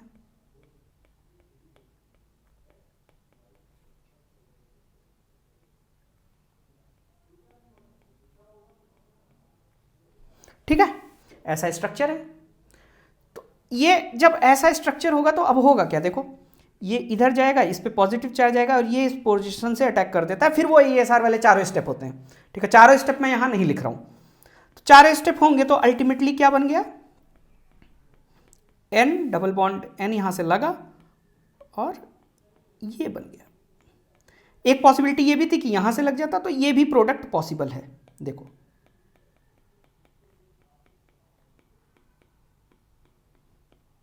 this is also a possible product कि ऑर्थो पोजीशन और पैरा पोजीशन दोनों पे अटैक हो सकता है। सो इस तरीके की रिएक्शन को कपलिंग रिएक्शन कहा जाता है। कपलिंग रिएक्शन में तुम क्या देख रहे हो, N डबल बॉन्ड N का रिटेंशन हुआ है, नाइट्रोजन निकली नहीं है। ठीक है? और N double bond N present है तो ऑब्वियसली वो चीज क्या होगी, कलर्ड होगी, डाई फॉर्मेशन में यूज होगी। ठीक है। और ये जो बना, जिस भी कंपाउंड में आपको एन डबल बॉन्ड बन दिखे, इसको बोलते हैं एजो कंपाउंड्स। अब अगर तुम लोग लैब गए हो तो मैं याद दिलाऊं, तुम लोग एनिलीन का टेस्ट करते हो। एक एनिलीन के टेस्ट में क्या करते थे, एनिलीन लेते थे, एनिलीन को NaNO2HCl में डालते थे ताकि वो डायजो में कन्वर्ट हो जाए, फिर अल्फा नेफ्थॉल नाम का एक रिएजेंट लाते थे। अगर लैब गए हो तो, जो लैब नहीं गए हैं उनको परेशान होने की जरूरत नहीं है। अल्फा नेफ्थॉल जो लाते थे या बीटा नेफ्थॉल लाते थे, तो बीटा नेफ्थॉल में क्या होगा, बीटा, अभी मैंने नेफ्थॉल का स्ट्रक्चर बनाया था, बीटा पोजीशन पे OH लगा होता है। अब वो बीटा नेफ्थॉल डालते ही डाइजोनियम सॉल्ट के साथ कपलिंग रिएक्शन कर लेता है, कपलिंग रिएक्शन कर लेता है तो रेड कलर की, एकदम ब्लड रेड कलर की डाई दिखाई देती है। और वाइवा में जनरली एग्जामिनर पूछता है, इसीलिए मैं यहाँ थोड़ा सा याद करा दूं, अगर वाइवा अभी नहीं दिए हो, कोई अगर 12th में है तो वाइवा में पूछ लेता है कि ये जो टेस्ट के दौरान तुमने रेड डाई बना था, ये पहली बात तो था क्या, और ये रिएक्शन कैसी हुई। तो आप सीधा सीधा बताएंगे सर ये एरोमेटिक इलेक्ट्रोफिलिक सब्स्टिट्यूशन रिएक्शन थी, जिसमें डाइजोनियम सॉल्ट की कपलिंग रिएक्शन हुई रिएजेंट के साथ, कपलिंग रिएक्शन की वजह से एजो डाई का फॉर्मेशन हुआ, और वो एजो डाई का कलर हमको रेड दिखाई दे रहा था। ठीक है, और इस पूरे केस में डाइजोनियम का जो नाइट्रोजन था उसका रिटेंशन हुआ है। ठीक है, सो आई होप इतनी इंफॉर्मेशन काफी है, ये मैंने अच्छे से समझा दिया तुम लोगों को। और ये इंपॉर्टेंट है बेटा, देखो एकदम लगातार पूछा जा रहा है, तो घुस के पूछता है ये। ठीक है, अब क्या करेगा, ये तो मैं बहुत हल्का एग्जांपल लिया, ऐसे पूछ लेगा कि यार ये लो डाइजोनियम सॉल्ट है, ठीक है, ये डाइजोनियम सॉल्ट है, इसका रिएक्शन मैं करा रहा हूं इस कंपाउंड के साथ, बताओ क्या बनेगा। आधा बच्चा डर जाएगा यार, और वो फिर एग्जाम जो प्रोडक्ट भी बनाएगा वो खतरनाक सा बनाएगा। बच्चा तो डर गया क्योंकि उसने ऑर्गेनिक केमिस्ट्री को बहुत खतरनाक मान रखा है क्या, ये सिंपल है, तो ये सीधा सीधा ऑर्थो और पैरा पे अटैक कराओ, प्रोडक्ट बन गया है, ये जो डाई बनेगी, बात खत्म। ठीक है, सो देखो जैसे यहाँ जो पूरा रिएक्शन मैकेनिज्म अच्छे से बताया गया है कि ऐसे ऐसी चीज़ें हो रही हैं यहाँ पर। ठीक है, वही बताया गया जो मैंने पहले पेज पे बताया था। अब कभी आप ये जैसे जैसे आप ये चेंज करोगे ये चीज़, वैसे वैसे कलर बदलता है, बस बात खत्म। लेकिन डाई बनेगी, जब भी ए जो कंपाउंड है there will be a dye, dye का मतलब एकदम बढ़िया कलर आएगा, है ना, गाढ़ा कलर आएगा। सो ये चीज़ें बनती हैं। आई होप सबको समझ आ गया होगा कि ये डाई फॉर्मेशन कैसे हुआ और डाइजोनियम सॉल्ट की कपलिंग रिएक्शन कैसे होती है। ओके, सो आई होप आपका ये गिवन टाइम में 1-2 घंटे के अंदर अच्छे से आपका सारा का सारा एमीन डिस्कस हो गया, और ये सारी चीज़ें काफ़ी जो इम्पॉर्टेंट थी मैंने उनको बताया। ठीक है, आप अभी रिवीजन कर रहे हो तो बहुत ज़्यादा डीप में मत घुसना, जो चीज़ें क्लियर कर चुके हो उन पे जितनी प्रॉब्लम्स बना सकते हो। जैसे थ्योरी वाला पार्ट तुम्हारा मैंने अच्छे से रिवाइज करा दिया, अब तुमको क्या करना है, और मैंने साथ ही साथ डिस्कस भी किया ये चीज़ कि इस चीज़ को और कैसे पूछा जा सकता है, कंसेप्ट को कैसे मोल्ड करके वो चीज़ें पूछ सकते हैं तुमसे। तो जाओ अब ये चैप्टर पढ़ने के बाद एमीन्स के 100-150 क्वेश्चन या मैक्सिमम जितना तुम कर सकते हो, ठीक है, करने की कोशिश करो एक गिवन टाइम फ्रेम में, और अपने आप को टेस्ट करो कि कहाँ कितनी एक्यूरेसी आ रही है, मार्क्स अच्छे आ रहे हैं कि नहीं आ रहे हैं। अगर नहीं अच्छे आ रहे हैं तो थोड़ा इंप्रूव करने की कोशिश करो। ठीक है, और एक चार्ट बना लो कि मैंने ये 150 क्वेश्चन अटेम्प्ट किए थे, मेरे ये सही हुए, गलती कहाँ हुई। ठीक है, तो जो पेन एरिया है उसको एक बार देख लो, क्लियर कर लो, एग्जाम में जाने से पहले जितनी भी कमियां हैं उनको पूरी करके जाओ, है ना। यही हमारा मोटिव है, और इसीलिए आपको इतनी मेहनत से पढ़ा रहे हैं। सो प्लीज़ अपने लिए नहीं तो मेरे लिए कम से कम आप अपनी मेहनत मत बर्बाद होने दीजिएगा, मेरी मेहनत मत बर्बाद होने दीजिएगा। अच्छे से मेहनत कीजिए, प्रॉब्लम्स को सॉल्व कीजिए। मिलते हैं नेक्स्ट वीडियो में एक नए चैप्टर के साथ, और जल्दी से जल्दी हम पूरा क्रैश कोर्स खत्म करेंगे। Okay, so go and crack it. Bye bye.